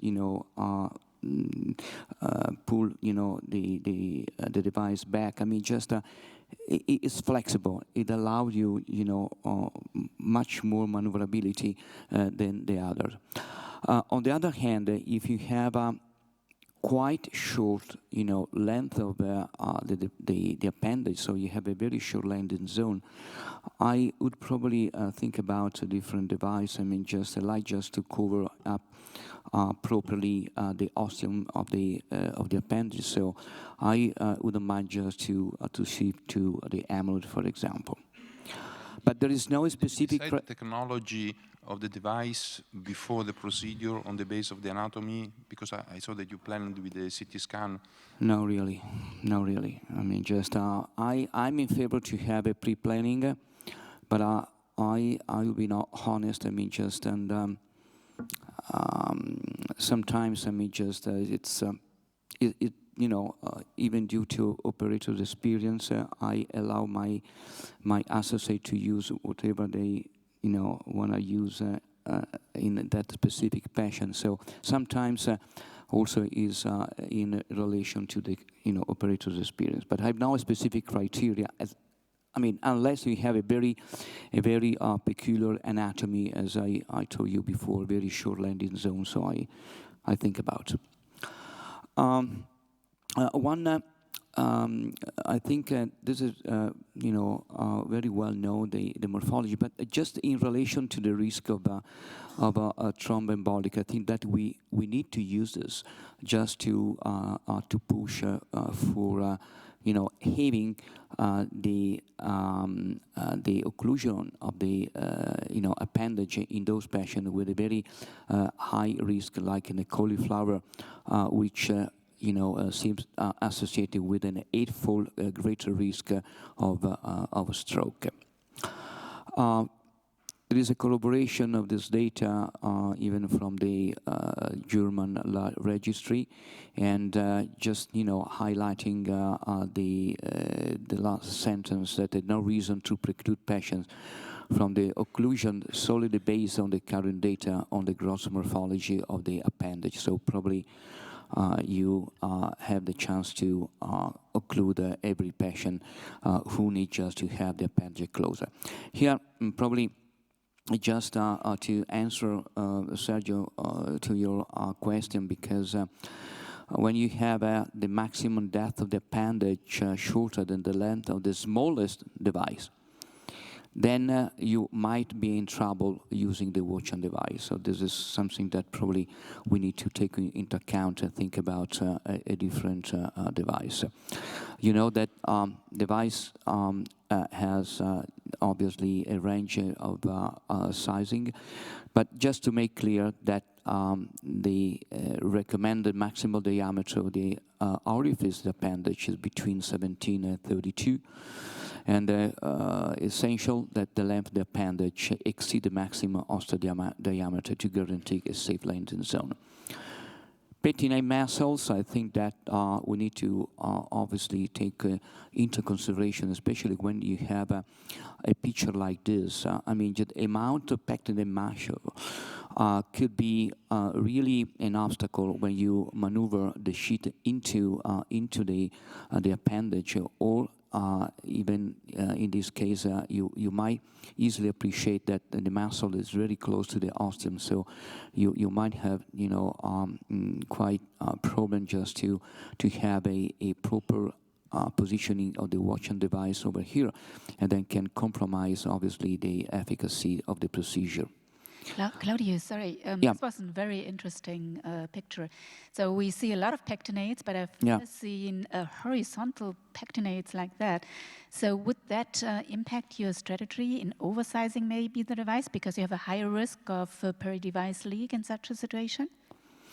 Yeah, I mean, probably I try just to be, oversized with the device because I might not be in the right position to anchor the device because you have the pettinae muscle in between, and probably this could be a problem. I mean, just and this was just a case that I had from one of my colleagues, and it was published. But also we have a couple cases like this, and I had just to be honest. We changed the device during the procedure because I was unable just to anchor properly the device into the appendage. Well, I think that we can skip it. I mean, just age and gender, but just to emphasize that probably elderly female patient might experience more procedural adverse events than men. AF duration, I mentioned before when I made a comment that this is quite interesting data because, for example, all the other morphology except the non-chicken wing appears to be more common in patients with persistent AF than paroxysmal, and this might have an implication when you decide which device you want to use. Here the slide shows the main differences between the first generation and the WATCHMAN Flex, but I think everybody is aware. But obviously this was the randomized clinical trial with the Pinnacle Flex trial, which demonstrated that low incidence of complications in INS and on the closure. Before I go to my final thought, let me just emphasize the use of ice. In our experience, we use ice, I must say, probably in 99% of patients. We abandon the transesophageal echo just because you have advantages here enlisted. And I think this is really important. Here we have the data from a study, a national study resulting from the use of ice to guide the implantation of the WATCHMAN. I think that the primary endpoint was met with the rate of leak greater than 5 millimeter was 0%. I think that's a very good information with an upper side, one side 95% confidence interval or 4.8%. So I think the ice is really safe. It can guide your not only WATCHMAN, every device you want to implant very safely and probably. And here we have the clinical outcomes, 45 days outcome. You can easily appreciate that there's 0% of all the major complications during the implantation. So I think that ice during the WATCHMAN Flex closure device implantation is safe for the treatment non-valvular atrial fibrillation patients, demonstrating excellent procedural success and a high effective closure rates and a very short, few short-term complication. The same data had been corroborated by this Italian registry guided by Sergio, and the total complication was demonstrated to be lower when using ice as opposed to T, the same data from the Natalis group. And then my final information, I had the fortune, the privilege to use the New Vision Navistar, which is a 4D intracardial echo. You have the probe that automatically goes around for 360 degrees, and you might do your measurement at the lab. You've had the pre-deployment, and at the right, finally the post-deployment. I think the very nice picture of the WATCHMAN device sitting into the left atrial appendage just before disconnecting, and leaving the device into the appendage. I'll stop here. Thank you, Claudio. There are questions. Can we have the light, please? Javi. Question, because since we're talking about optimal positioning and what's the definition of optimal positioning, I have the doubt since we know that we should be more proximal to avoid DRT, and if the angulation of the appendage is quite sharp, so if you go too proximal, you leave that shoulder. So for the WATCHMAN experts here, so what's the concern of this shoulder? It's okay, and we should still go very proximal, although we leave this shoulder, or this shoulder is very bad, and we should just be more distal, and we don't care about pulmonary reach and the upper part. So that's always when I use WATCHMAN Flex, and I try just to go very proximal, but then you have this shoulder. So what's your opinion, your balance? Well, good point, Xavi. We saw this morning the demonstration in the live case, exactly this aspect. What is the best solution or the acceptable solution when you cover the ostium? Yes. Yeah, yeah, that's my answer. I like just to be really proximal, just to cover the ostium. So you haven't seen any problems with the shoulder at follow-up, even though you are a little bit proximal? In very few cases, right? Yeah. Adele. Yeah, I have a question to everybody here. It's about the sizing for the WATCHMAN Flex. So for Amulet, for example, thanks to the work we have done with Xavi, we have moved to like a three-dimensional assessment for sizing: maximum, minimum, perimeter-derived diameter, and we have a mean diameter and so on. I use the same for WATCHMAN. I mean, since you now see the sizing chart and you take the maximum and you have to oversize based on the maximum. Imagine, for example, you have a landing zone eccentric 29 of maximum, 20 of minimum, so the average, if you do a perimeter, is going to be 23, maybe 24, difficult to say. So the sizing chart will tell you to go, if you have enough depth, to go for 35, for example. But here, definitely, I would use a 31. And in my practice, it works very well to use the sizing based on the mean diameter and not the perimeter-derived mean diameter and not the max. So I would like to know what is the feeling of the audience?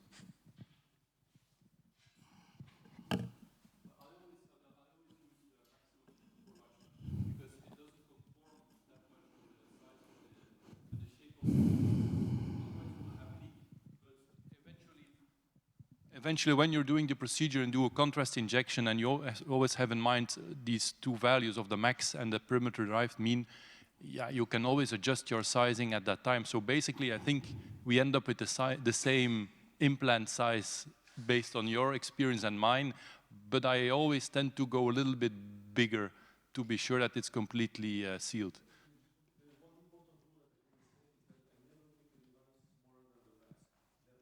Well, exactly.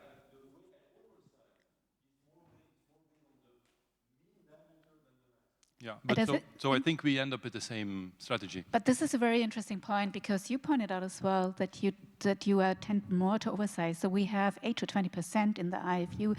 So I would be interested in your opinion. So usually I tend to be a little bit more progressive with oversizing with the WATCHMAN. So what is your experience and your feeling, Christoph? I do it like you. So I just use mean diameter, perimeter derived, and make always sure that I'm not below the maximum diameter.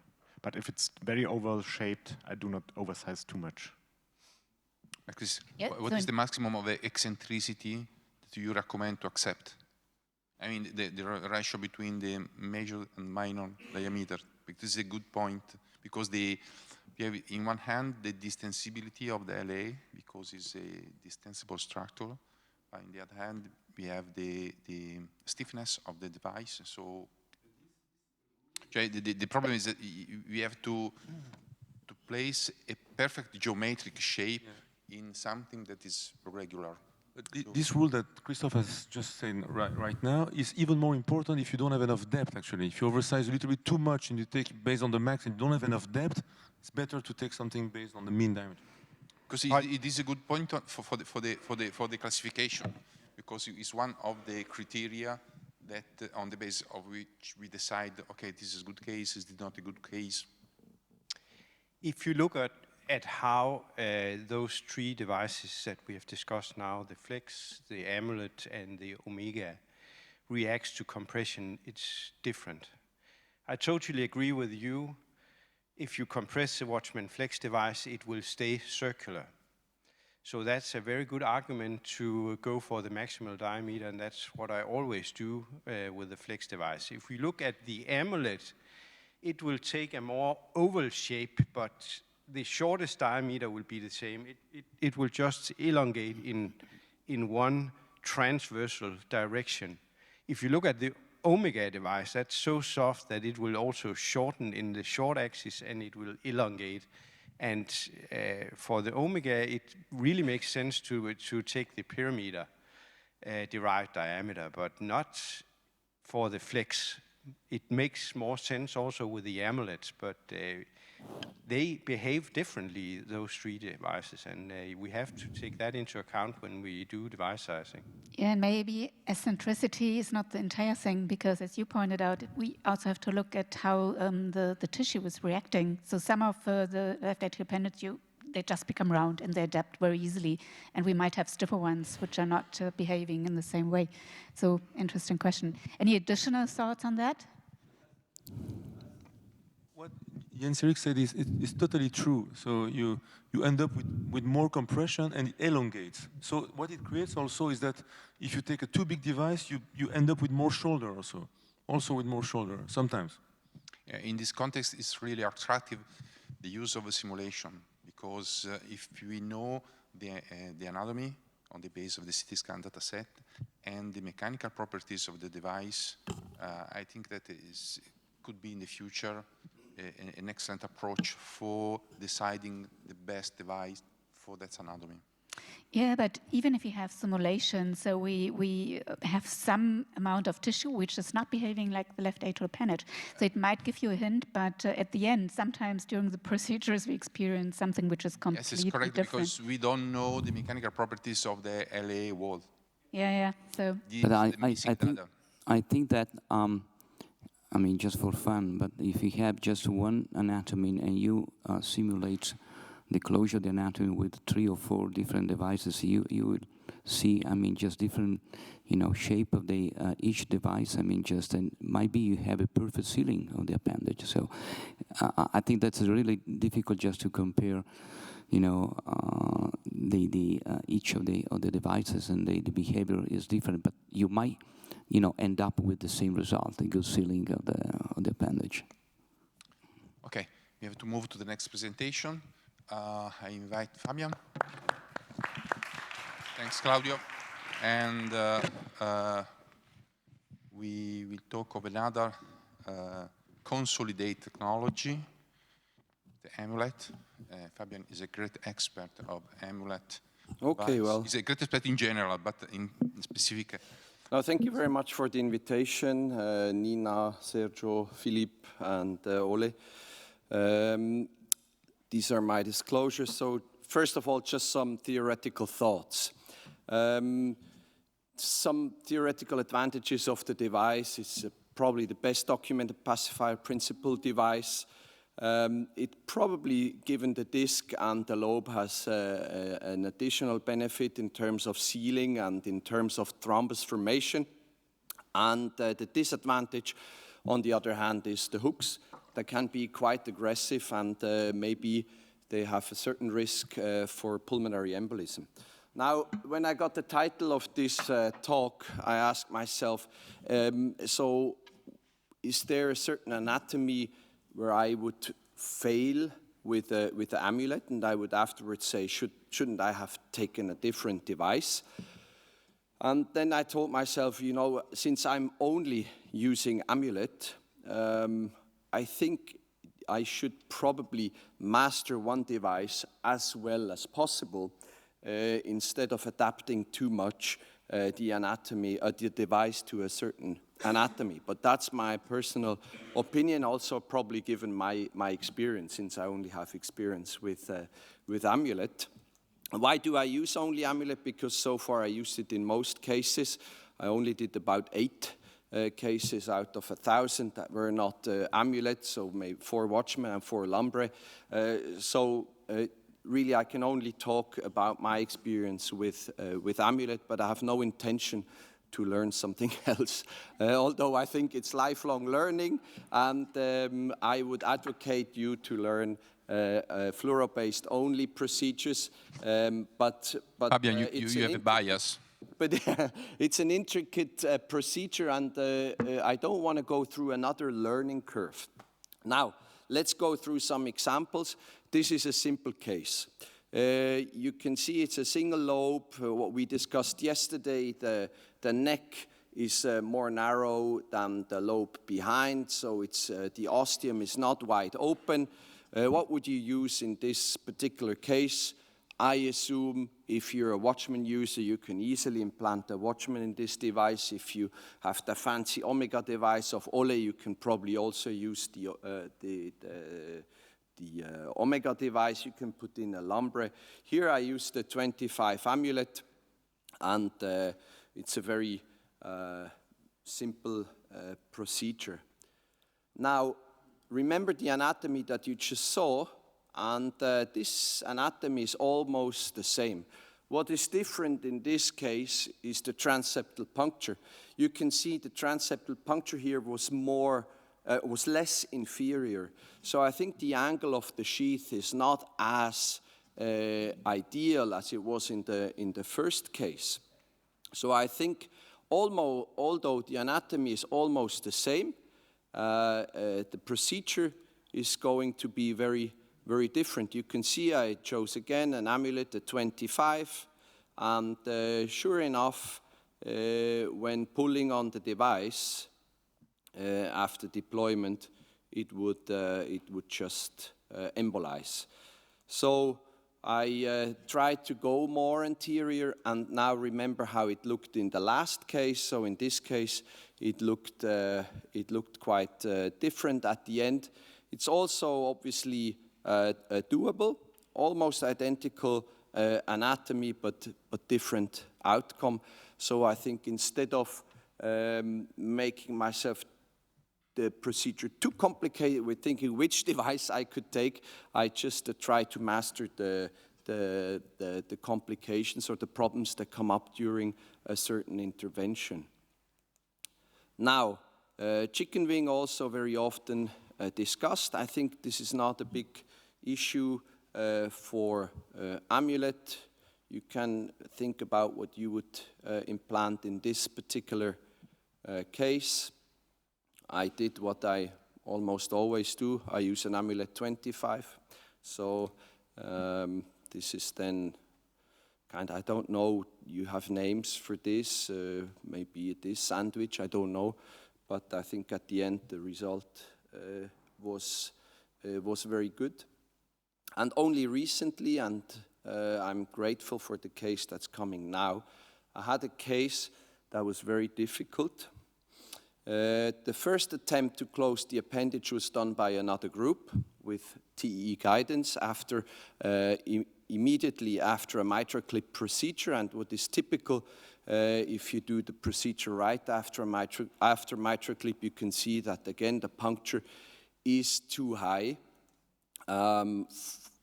in order to be ideal for left atrial appendage closure. So curious to learn maybe from others what they would choose in this particular case, and if they had to choose an Amulet, what size would they use? Because I think at the end this was really a very tricky case. So any thoughts from the audience or the panel? I would choose the largest. Fabian, but you decide on the base of the angio intraprocedural. Yes. You don't do pre-planning. The pre-planning or TOE or you make the angio and then you decide. Yeah, because for me a very important aspect of sizing is how much space do I have. If I have a lot of space, like a big left atrial appendage behind a narrow neck, you can put in a size 22 or 28, you will end up with a good result. Strategy, but the question is, when you do the transeptal puncture, you do a generic transeptal puncture in inferior posterior because you don't know the anatomy of the LA. You decide mostly inferior strategy after the angio. Is correct? Yeah. Some ideas. Apostolos maybe first. We have a comment here. And I see you're doing a nice angio, but maybe in different view would see also the orthogonal dimensions. But as I see it, eyeballing, this looks too large, even for an Amulet. Okay. Well, thank you. No, I mean no case here. 34 or no case. Yeah. So left side is areocaudal, right side is areocranial. I see. Yeah. It goes towards red. Yeah, I agree. Yes. And again, what we discussed yesterday, I think this is interesting. For me, always the most difficult cases. This case has, although it's a large left atrial appendage, there is not a lot of space. It's narrow in terms of it's not a wide lobe at the end, and the ostium is also wide, open. It's not narrow. So how are you going to anchor something here? Yes, just one quick question. Fabian, can you, from an educational point of view, for a young interventionalist, show us how you measure the landing zone here with a mouse? No, I don't measure with the mouse. No, you know, I know, but show us at which depth. Image for us. Yes, for us. So, based on this image. So I can tell you I think you have, the outer sheath, the diameter of the sheath is 5.4 millimeters. So I just eyeball. So it's 5.4, and this fits. So how are you going to implant the device here? Yes, my question is, can you go with them exactly and show us at which depth you would put your landing zone of the lobe of the amulet and where the disc? Well, that's my question, because it's a difficult case. This was not, again, this was, the first attempt was by another group, so the outer diameter of this sheath is 5.4. So if you say, okay, this is somehow the ostium, you can imagine 5.4, 10.8, 20, about 25, 26, maybe 27, the ostium, I would say. Huh? Do you have echo imaging? There is echo, but I didn't bring the images. Yeah. Okay, but do you think that in this case, specific case, a pre-procedure plan could be helpful for the decision making? But the CT or pre-planning? Yeah, in this complex case, not for the easy you know, case. I understand that you are an expert of it also. Okay, let me move forward, because obviously I saw these images. Question. Yeah. Sorry. Only is one comment, because this anatomy always makes me think that you can see very well and now the orifice by angio, and sometimes when you compare by TEE, it's totally different, because the landing zone is really shallow. So to me, by angio, it's really difficult to understand the orifice. That for me, for Amulet or Lambre, is the most important, because you have to close the orifice. Okay. Claudio, do you think this is a good case for flex? What is your opinion? So give us a hint, Fabian. Which device did they use for the first? They used the 28. Didn't work. Amulet? Yes. Okay. Yeah, it's an Amulet sheath, yeah. I think that's a good case here for the WATCHMAN device, but you need just to, unfortunately, you don't have the echo, picture, because if you have the echo, I mean, just I think that's probably it's much clearer, what the ostium is and how just to measure the ostium and the landing zone. I think it's really difficult just from the angio over here just to judge. I mean, what you can say from the angio is this is the neck, this is the ostium. It's actually going outwards. It's not more narrow here. And there is not a lot of space between the ostium and the large appendage behind. So they used the 28, unstable, they removed and they left, and the patient came back. This is when I then got involved the second time. And so what you already saw last time, I took some different pictures. Now you will see that the sheath is in a better position, more coaxial position. What you can clearly see, there's one lobe here and another lobe here. This is the second attempt in the same procedure? This is the second attempt, another day. Another day, yes. Okay, so we have some pre-planning from the prior images, and now the images of Fabian. What are your thoughts? You had a comment, Christoph. This was what I wanted to ask you, because you have a complex situation, and you always said it by yourself that you need then perfect perpendicularity. So in this case, what we have seen in the first image, I would have tried check the transeptal axis and maybe just do a repuncture to be as perpendicular as possible. And this is obviously what you have done now. You see the orientation of the sheath is completely different, and this makes a whole different story. I fully agree, and I think it's a very important point. I think, these guys put in 3 mitral clips, and apparently it was already a cumbersome procedure. Maybe they were also tired. I cannot speak for what they what they did, but I think it clearly shows how the situation now presents differently than before, also with the fluoro images. However, still, I think this remains a tricky case. Yeah, but Fabian, the lesson is also that they have tried before to do a combined procedure, if I understand well. They put the clip, and then there was a very high puncture of the septum, and they tried to close a very complex appendage. So probably it's not a good setting. That's true, and that's why they just stopped. And I think that's fair. You can try, but then you should not insist. There is no harm to bring the patient back another day.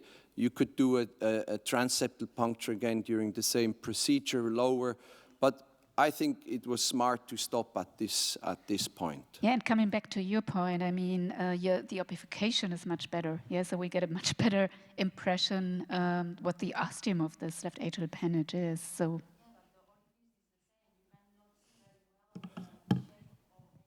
The orifice, because you can see it quite well. It's really big, but you don't know exactly the size by angio.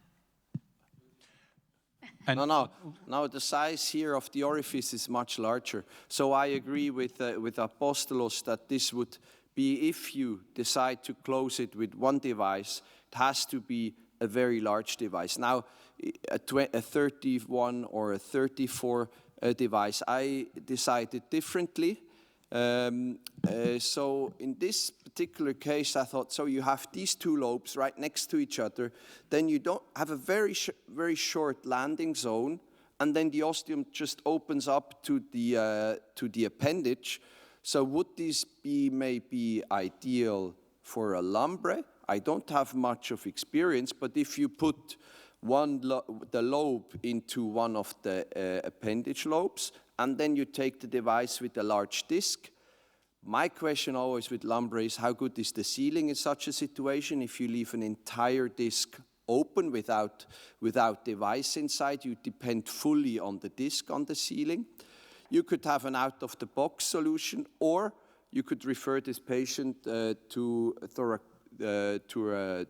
thoracoscopy.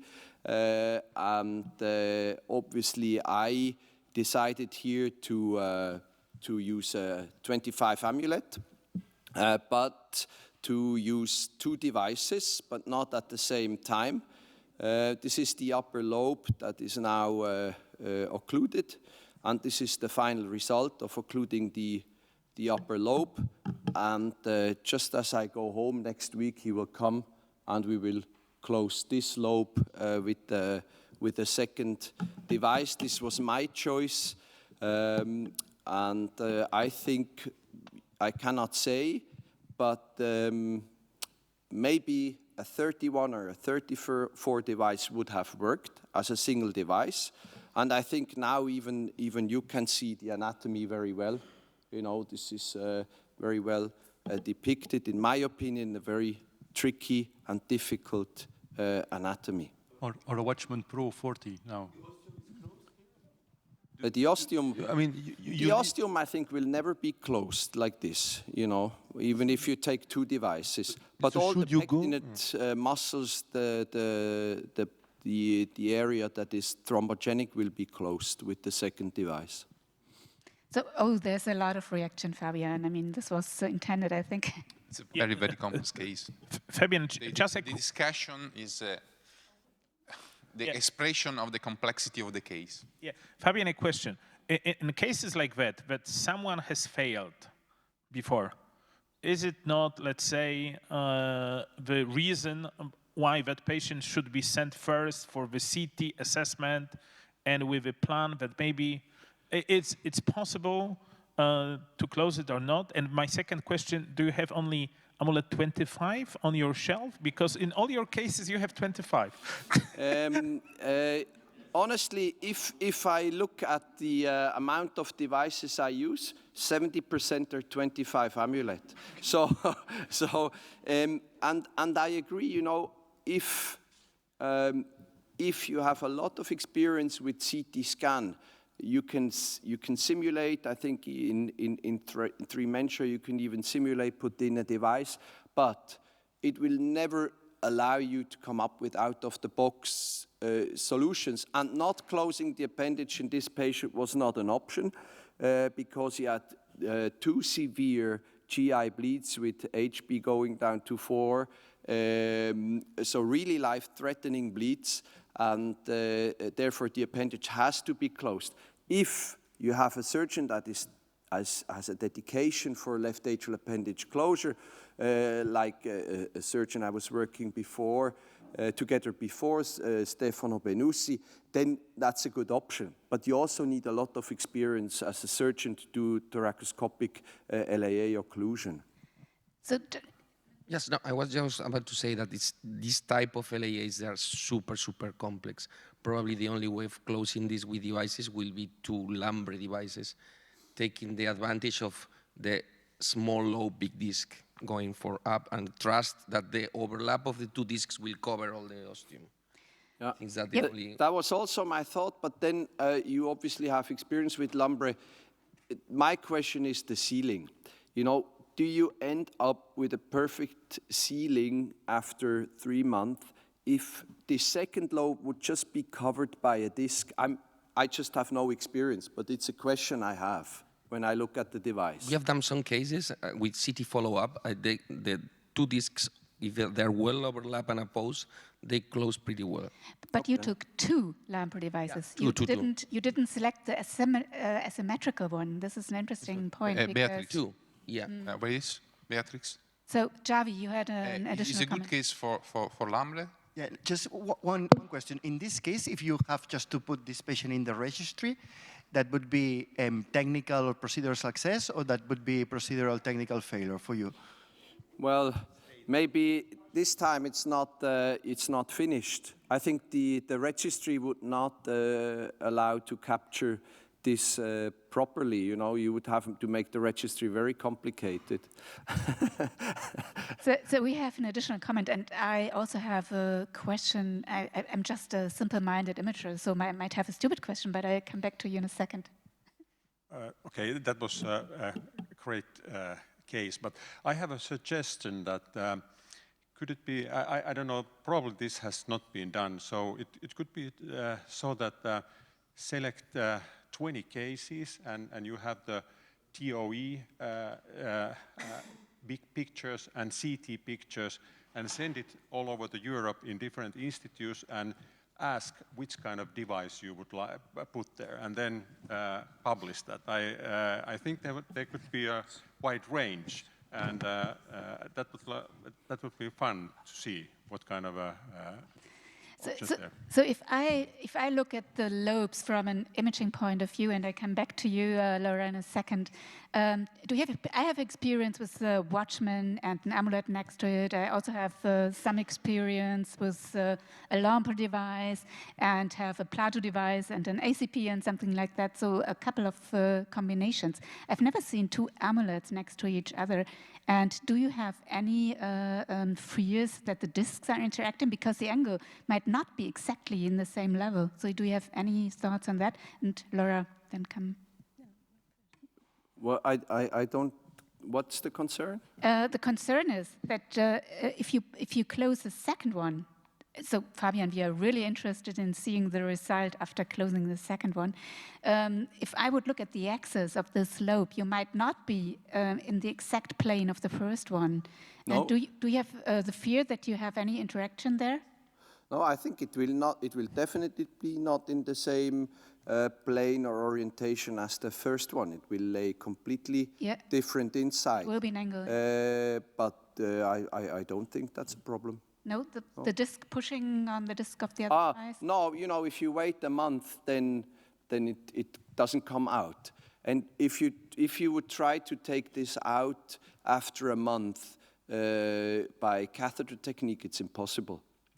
It's already that much endothelialized.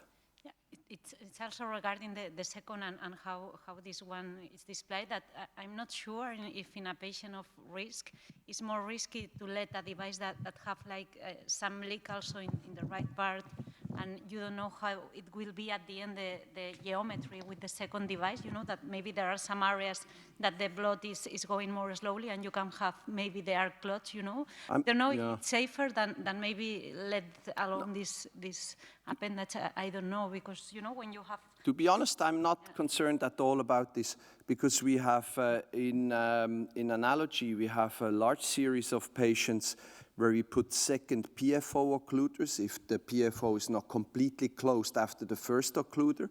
If you do so, the second occluder, the left atrial disc, is always kind of even in a 90-degree angle to the first occluder, and there we have long-term outcome. There is no niches where thrombus forms. This will just be endothelialized. So this I'm not worried, but obviously I think it has to be a smaller device, probably a 20-millimeter occluder. Fabian, excuse me. We are anxious to see the end of the story. Yeah. Fabian? The title was The Worst Anatomies, the Best and the Worst Anatomies, and I thought, you know, I'm honest enough to also bring this. Obviously, this is not ideal, and obviously everybody would have liked just one device sitting nicely there, but I think it's just... that's just what happens in everyday practice, and this should also be a forum where you show things that maybe are not super ideal, but you tried hard. And I also liked Christoph's presentation before, where he said, hey, you know, this was not ideal, and I did it differently, and I think only like this we're going to learn. And I have... one more slide. I said it before, why do I use Amulet or only Amulet? Because I used it in most cases, and I remember only one patient where I could not close the left atrial appendage with an Amulet device. I'm sure in this patient that I just showed, I will be able to close it. And this device was sent for an Atrial clip, which at the end of the day is a good solution if you have a dedicated surgeon who does it well. Well, thank you so much. Thank you. Thank you for the nice presentation and great case. I think, yeah, this was a very challenging case, and we have discussed yesterday and today about few classification for complexity of the appendage. We also said the Erik, this is in our classification is a complex, medium complexity, high complexity. Zone. Yeah, it's in the red zone. We also talked about classification for transeptal puncture, but there should be also classification the red zone is a very red zone for the treatment options, which this one could be a kind of off-label treatment, but why not? Some of the criteria we have shown yesterday, like large ostium, short depth, number of lobes. So again, it comes back in the same way. This case includes all the criteria of complexity. Yes. Okay, we move to the next presentation. I invite Beatriz Vaquerizo, and we address the Lambre device. Beatriz, this is a good case for. It was a good case for Lambre. No, I think is not a good case for any device at this moment. I think we don't have at this moment the device, but I think Lambre could be safer, maybe than others. And it's safe to implant too, but I never do that. But I think because the distal part is softer, so maybe, but it's not a really good anatomy. But at least I will try to do CT scan and TE to understand better the anatomy before to go in. Okay. So thank you, Xavier, for inviting me.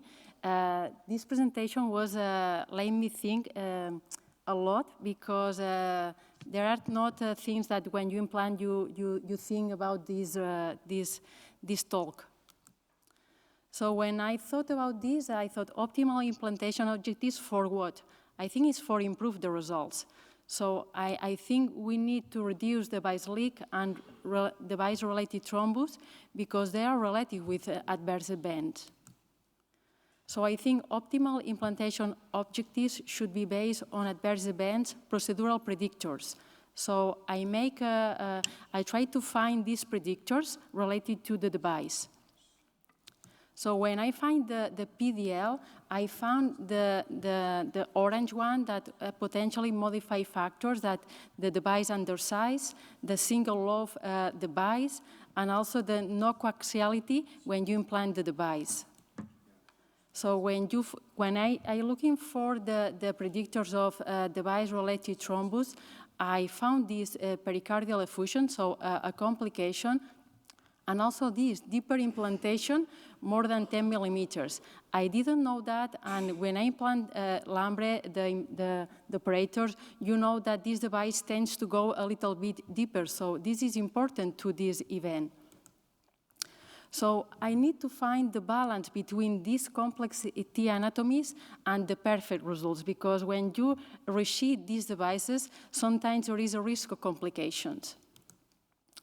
So this device, comparing to the Amulet, to me there are two different things, that the umbrella, the distal part, is softer, and the cover has an oval morphology. So this device is really safe, but tends to go a little bit deep when you implant. And also this is the difference, because you have the regular hooks, but also you have this U-end that it makes this device really safe. I never seen describe any embolization with this device, but when you reshape a lot, there is a risk of pericardial effusion, so there is a balance. So to me, the optimal device positioning is when the umbrella is deployed beyond the circumflex. You cannot see very well the distal part of the umbrella by TEE, but you see that is beyond the circumflex, no leaks or few leaks by TEE. The coaxiality, I think, is more important theoretically, but I don't think that is really important in practical. And this, the no deep implantation, is because there is a predictor that you implant too deep, you left the Marshall ligament not covered, and maybe there is a risk of thrombosis. And also it's important by TE to check the mitral annulus and the inside of the pulmonary vein. So before the release, the device is the same, the cost criteria, but is beyond the circumflex, the coaxiality, and also you see sometimes there is not a perfect images, but the most important for this device comparing to the Amulet, you need to close the orifice, because the umbrella didn't close anything. So it's important that the cover close very well the orifice. This is the main difference. So, but this is real life. This is an example. This is one case. What do you think about this case? This is a chicken wing, but it's a chicken wing easy, it's complex. The landing zone was quite small, but the ostium was a little bit bigger. So by this classification, I don't follow the classification, because I realize that is really different the chicken wing anatomy. So maybe is B, the ostium you cannot check by angio. So for you is the easy anatomy? What do you think?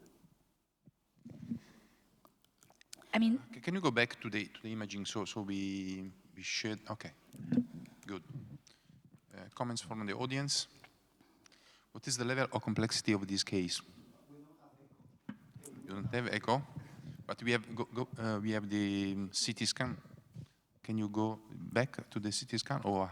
No, I don't have CT scan. I have TE, but the problem I didn't have the images because it's my private practice and was difficult to have the images, because I choose this case because the final device positioning was to me perfect, and I wanted to show you this, but also to realize that maybe this anatomy is called chicken wing, but it's not really complex. And the reason is because it's a small... The scan is not the patient. The CT scan that we saw before is not the patient. No. That's a demo. Okay. Yes. I think it's this anatomy because it's small, but there is enough LLE depth that to me is the most important thing. And also it's a chicken wing, but the vein is not too proximal, so it's not a problem, this vein, because it's distally. To me, it's the most important thing. So in that case, I try to be coaxial. So this is the chicken wing, but from technical point of view, the neck is very long. So from technical point of view, we probably can't consider a real chicken wing because we have room. It's similar to windsock, for example. Yeah. Because the bending is too distal. Yeah, is I wanted to show you that there is the anatomy is not really important if you have enough length of the proximal part. The landing zone is not shallow, is the most important part to me. And also to analyze very well the orifice for this device. Beatriz, I have just one question because my impression with the device was you say you measure 10 millimeters below the ostium because I have the tendency to go a little bit deeper Yes, because the waist of the device is much longer than, for example, with an Amulet. I always make several sizes for the landing zone. And at the beginning, I go distally because I thought that was safer. But if you want to have better results on long term, it's better to don't have leaks and try to protect the Marshall ligament. So I try now to go more proximal. So the most important, you have to be beyond the circumflex, that is for safety. And then if you want to go deeper, it's good, but then you stress a little bit the device because you go deeper, then you don't close very well the part of the Marshall ligament. Beatriz, thank you. I don't use this device, but can you explain, you just said you have to be deep but not too deep, and how is the stability given by the device? By compression, by the hooks only, by how you size and how you have stability? We size similar to Amulet, but then you don't have the image that you see that you are really compressed. But there is not a problem with this device because you have the U's and the hooks, so it takes the trabecles, so it's really safe in any anatomy. So you have doubts, you have to oversize a little bit, and there is not a problem because the most important is to close the orifice. I take the orifice as the main measure, and then I take the landing zone because the landing zone you can change a little bit. It is quite safe. And this result that you see that the distal part of the umbrella is coaxial to the orifice, the disc, is a good result by angio. But in a few times happened this result by angio. So this is a good positioning because the umbrella is beyond the circumflex. I didn't see leaks by angio, but also by TE is the most important. There is in that case a coaxiality by the umbrella and the disc, and there is not really deep implantation. You can see that is covered very well the part of the Marshall ligament and also the mitral. So to me, this was a really good implantation because the anatomy was easy. Just a curiosity, technical curiosity. The junction between the umbrella and the disc is elastic. You can change it. So if you pull, you can pull, and for example, you can increase the distance between the umbrella. Yeah, but we don't know if for the long term it's safe. Okay. That means I show you then, for example, for a small left appendage, maybe you implant really deep and you have to cover really outside. For example, if you implant the umbrella in a very distal small lobe and you pull back. Yeah, you can do that. It's safe because there is not embolization, but we don't know a long term if that is any risk. Yeah. Because I left like this and I talked with the engineers from China and they don't know. Thanks. So this is completely different. This is this is a chicken wing. Let me see I cannot move the second image because that was the caudal. That was because to me by angio here is like your case. It's difficult to me by angio to understand the orifice. It looks small but unshallow. By TEE you can see very well that is a chicken wing. But this is A. To me, A is more difficult because there is a shallow landing zone. So in that case, for any device, to my experience, is quite difficult. So for you, is easy anatomy this case? To my personal feeling, it doesn't look easy for any kind of device. So we see double bending even. Yeah, so this is complex. But maybe actually, yeah, if I would have to choose a device, I would maybe go for a Lambre because it has a chance to be positioned in the one deeper lobe. Yeah, I think the Lambre is an option here.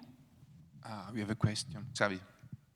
No, it's more than a question, a comment, because it's the Lambre, the lobe, it's not a lobe, it's an anchor.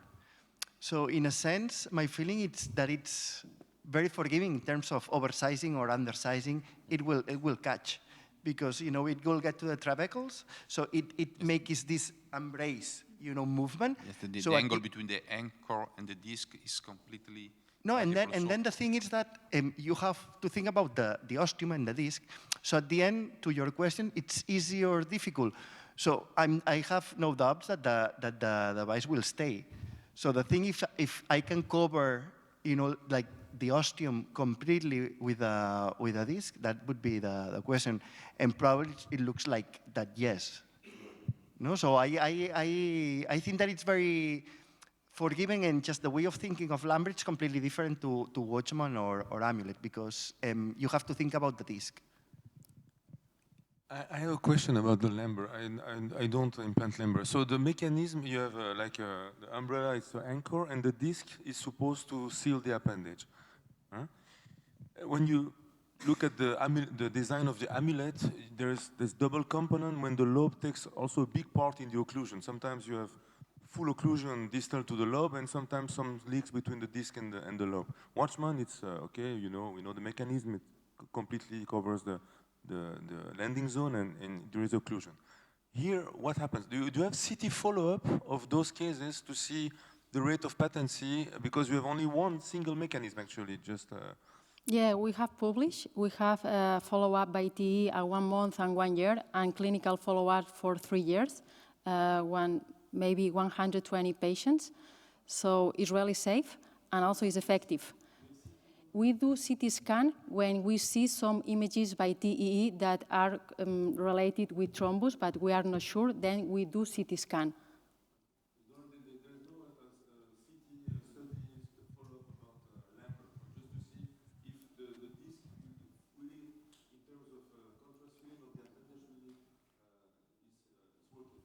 Yes, Adel, just a comment on that. We do Lambre and we do a lot of CTs follow-up. Patency is the rule. The LAA always have contrast distal, but if you plan, as Xavi said very well, with the disc and the ostium, really, you really cover completely. You don't have leaks, but patency is very high, like contrast crossing to the LAA.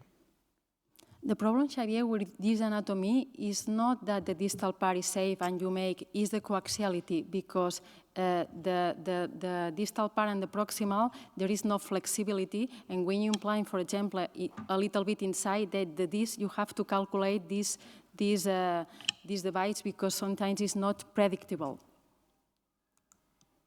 So to me, because the band is a shallow LLA, to me this was a complex anatomy, in fact, so really complex to implant. Because I have doubts to implant just outside or just inside, because this perpendicularity, because I was sure that I will lose the coaxiality. So I tried first 24-30, because the TE showed us that the orifice was bigger than the angio. But it was really difficult, because also as the omega, this delivery sheet is quite not flexible. So comparing to the WATCHMAN, and then you see this anatomy by angio was good for me, but the distal part, you see that is quite strange, the distal from the proximal part. But by angio was good. By TE was a disaster. I had the images by here. We have a discussion with the TE imaging, because for me it was really good, but by TE, finally I was really inside of the pulmonary vein, so it was not safe for the long term. But then we decided to choose a smaller device. This is not a good position by TEE, more than by angio. So now I choose a 20-26, and you can see here, by angio was not a good result, because you can see that you are not covered very well the part of the Marshall ligament, and maybe there is a risk of thrombosis. was safe, by sure. So I have doubts by angio, but then by TEE, you can see that was very well in these 48 and 56. And then when you go 110, you can see there is a leak, but was a leak that was less than 3 millimeters. So because of this anatomy, we left like this. But to me, it was not a really good position, but by TEE was efficacious. So this 1 month, because we do by practice 1 month follow-up, so we have the same leak. So we follow the patients by TEE. We only left all our patients with aspirin only during 3 months, and then we follow the patients by clinically is really well, that patients.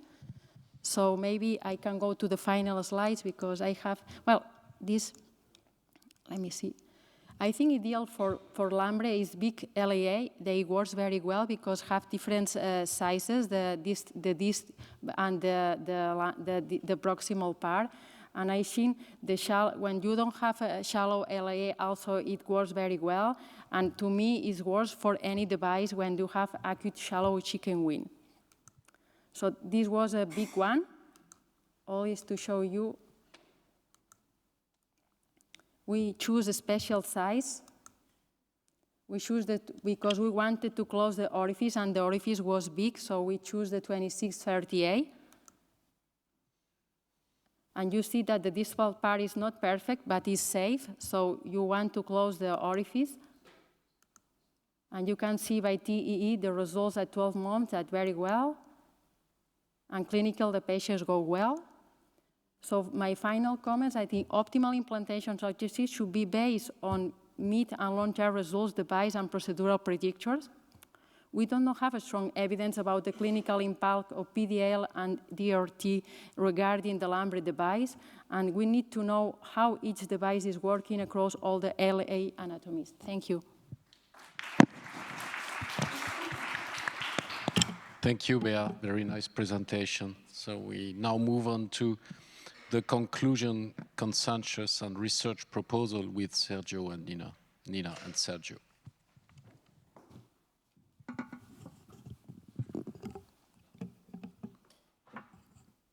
Can we have the slide? Okay, very exciting session. I borrowed this slide from the Fabian presentation.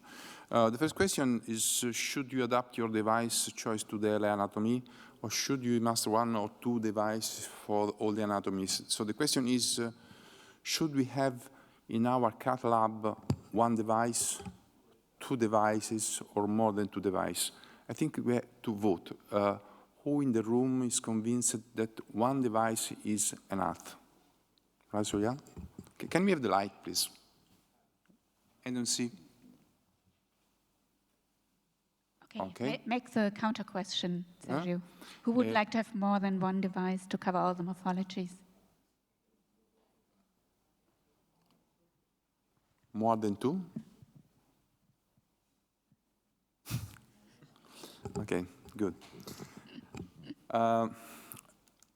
In these presentations that we have the opportunity to share today, we saw different technology, different devices. Some of the devices seem similar, but we learned that the technology is completely different, so the mechanical properties, and so the patient selection could be different. And the first point is, my opinion, is that we need to know the technology that we have in our hands. This is extremely important, because if we know the technology, we know the possibility to use at the best that device. The second point that I discussed with Nina, does each anatomy require a dedicated device? Nina, do you want to comment at this point? Well, we've seen a couple of very interesting cases. And Beatriz showed that the anatomy is important, the device is important, and the correct select of the device should be done on the base of the care study of the anatomy. So I think what we could learn today, or what I learned at least, well, there are some anatomies where some devices may be more appropriate than others. Yeah, I would give no, not each anatomy, but some anatomies might require a dedicated device. What are your thoughts? Very, very short comments. Can we vote? Okay, vote again. Who is convinced that the anatomy require a specific anatomy require a dedicated device?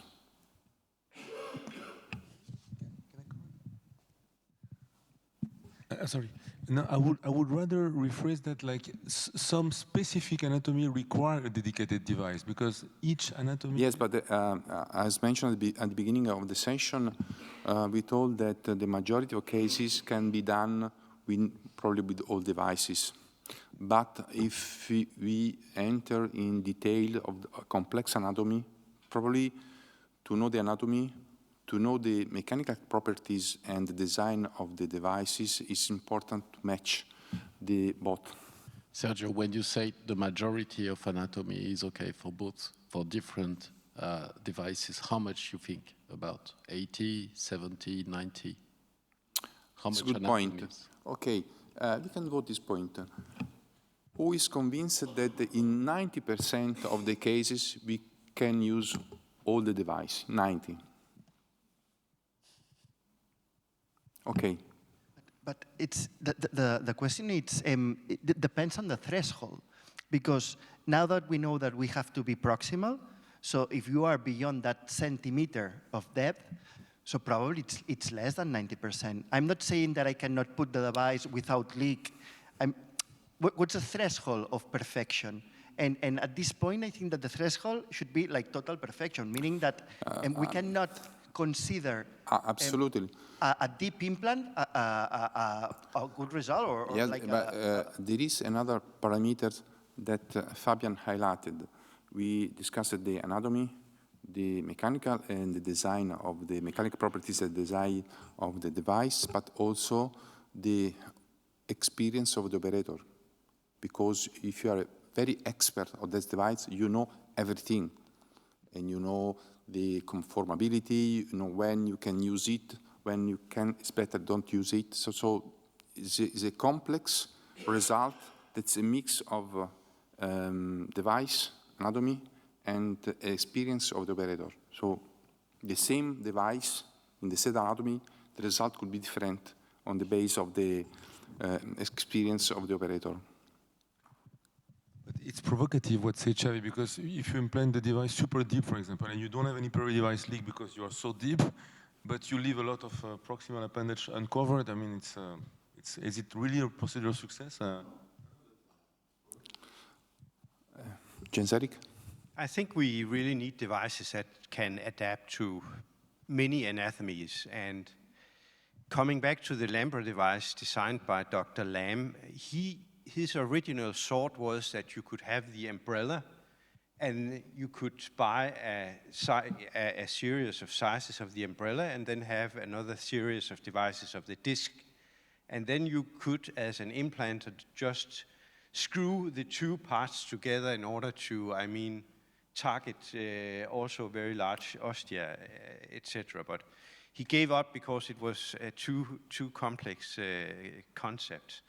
But at least it was some kind of search for, really satisfying adaptation to all kinds of anatomies. And I mean, the technical goal, if you could have one device that could really adapt to all types of anatomy, like a foam type device where you just do some spraying of a fluid or foam or something that could, close the appendage. That could be a goal. But I think we have just seen the early phase of devices now. We have maybe actually relatively primitive devices. In the future, we need really we need to completely seal the LAA. All our data show that. So we have to get rid of also small leaks. And I think we should call for even more advanced devices, or I mean, some that can adapt to the anatomy. And I think it's clear that we cannot do with one type of device for all anatomy. I think that would be totally impossible. But I agree that the devices as we have them now, they can cover maybe 85–90% of the anatomies, which is quite good, but we still need perfection, I think. So we still need this dialogue with the engineers all the time. Okay, more comments on this point? Okay. We have please, short comments. Yeah, short comment about the evidence. A couple of minutes to conclude the session. Just to answer this question, we have two randomized clinical trials, the randomized single versus double closure system devices, Amulet versus WATCHMAN, and based in these two studies, only less than 3% of cases were excluded by these trials because the anatomy was not suitable for both devices. So in vast majority, more than 95% of LAA anatomies screened in these two trials were deemed suitable with different devices.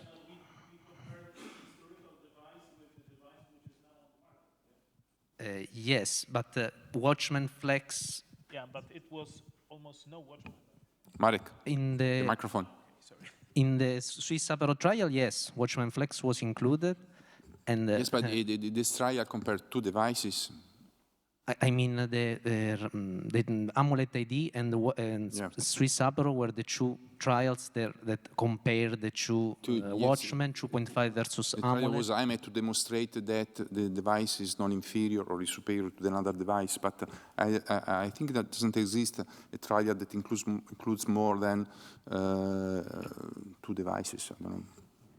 No, I probably expressed myself bad. No, I mean, these two randomized clinical trials, Amulet AD and Swiss Apero trial, were the only randomized clinical trials that compare WATCHMAN 2.5 with Amulet and WATCHMAN Flex with Amulet. In the screening, when the investigators screened the patients to enroll in these trials, only a very few percentage of patients were excluded because the LAA anatomy was not suitable for both devices. And so WATCHMAN and Amulet. So probably in our clinical practice, the percentage of LA that is suitable only for one device, I assume should be much less than 10%, because based on these two trials. But we know. And that depends on how much demanding you are. I mean, for me, for example, so the rule that we apply, so we have patients with very prominent pulmonary ridge. So if I cannot cover a pulmonary ridge, I don't put an amulet. And that happens maybe 10%. Can be put an amulet? Yes. But I know that, I'm not going to be able to cover the amulet. For me, not covering the pulmonary ridge, if I use a disc, so it's not a good result. So then maybe for those cases, I go with WATCHMAN. With WATCHMAN, the opposite. So if I have to go, because the axis of the appendage, it's completely vertical, and the WATCHMAN will live, like a triangle in the proximal position, I don't put a WATCHMAN. I put, like an amulet. Can be put a WATCHMAN, yes, but depends on always, I completely agree with your point. Yes, okay. It was not specified the criteria. Savi, yeah, absolutely. You have to go ahead. Sorry. Okay. And this is for Nina. Does each device require dedicated imaging? Okay, if you would give me this question, I don't think we don't need a dedicated imaging modality, but you should know the requirements for your device, where to look at, where to size, because this is different for the devices. So you need a specific imaging view on a specific device, but you can use the imaging modality you're used to. And the last question is, we can come back to the origin. Do we need systematic procedural planning for all cases or only for complex cases? This is a very critical question, because we discussed it for a long time this morning, yesterday, but it's remained an open question. I think we have to vote if... but Sergio, how can we know that a case is complex if we don't know okay, so the question is, do we think that we need of a systematic procedural planning for all cases?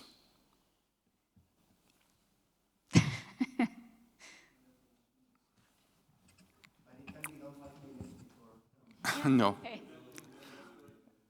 And how many things that it's not important to do a procedural planning, but to decide on the basis of the anatomy during the procedure.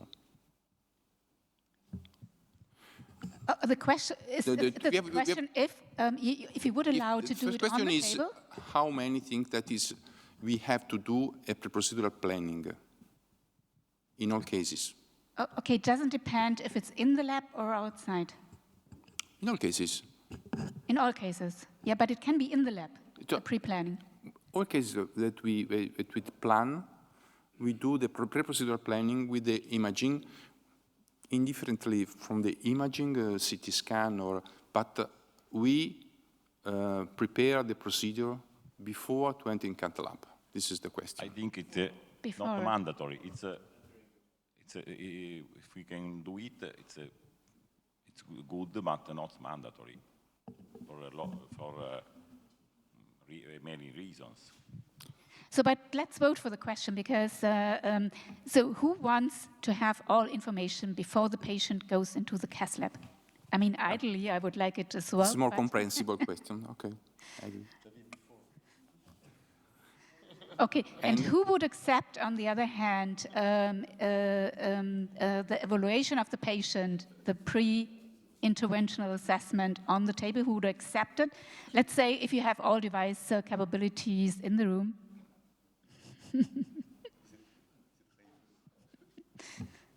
Okay. I think we can close the session.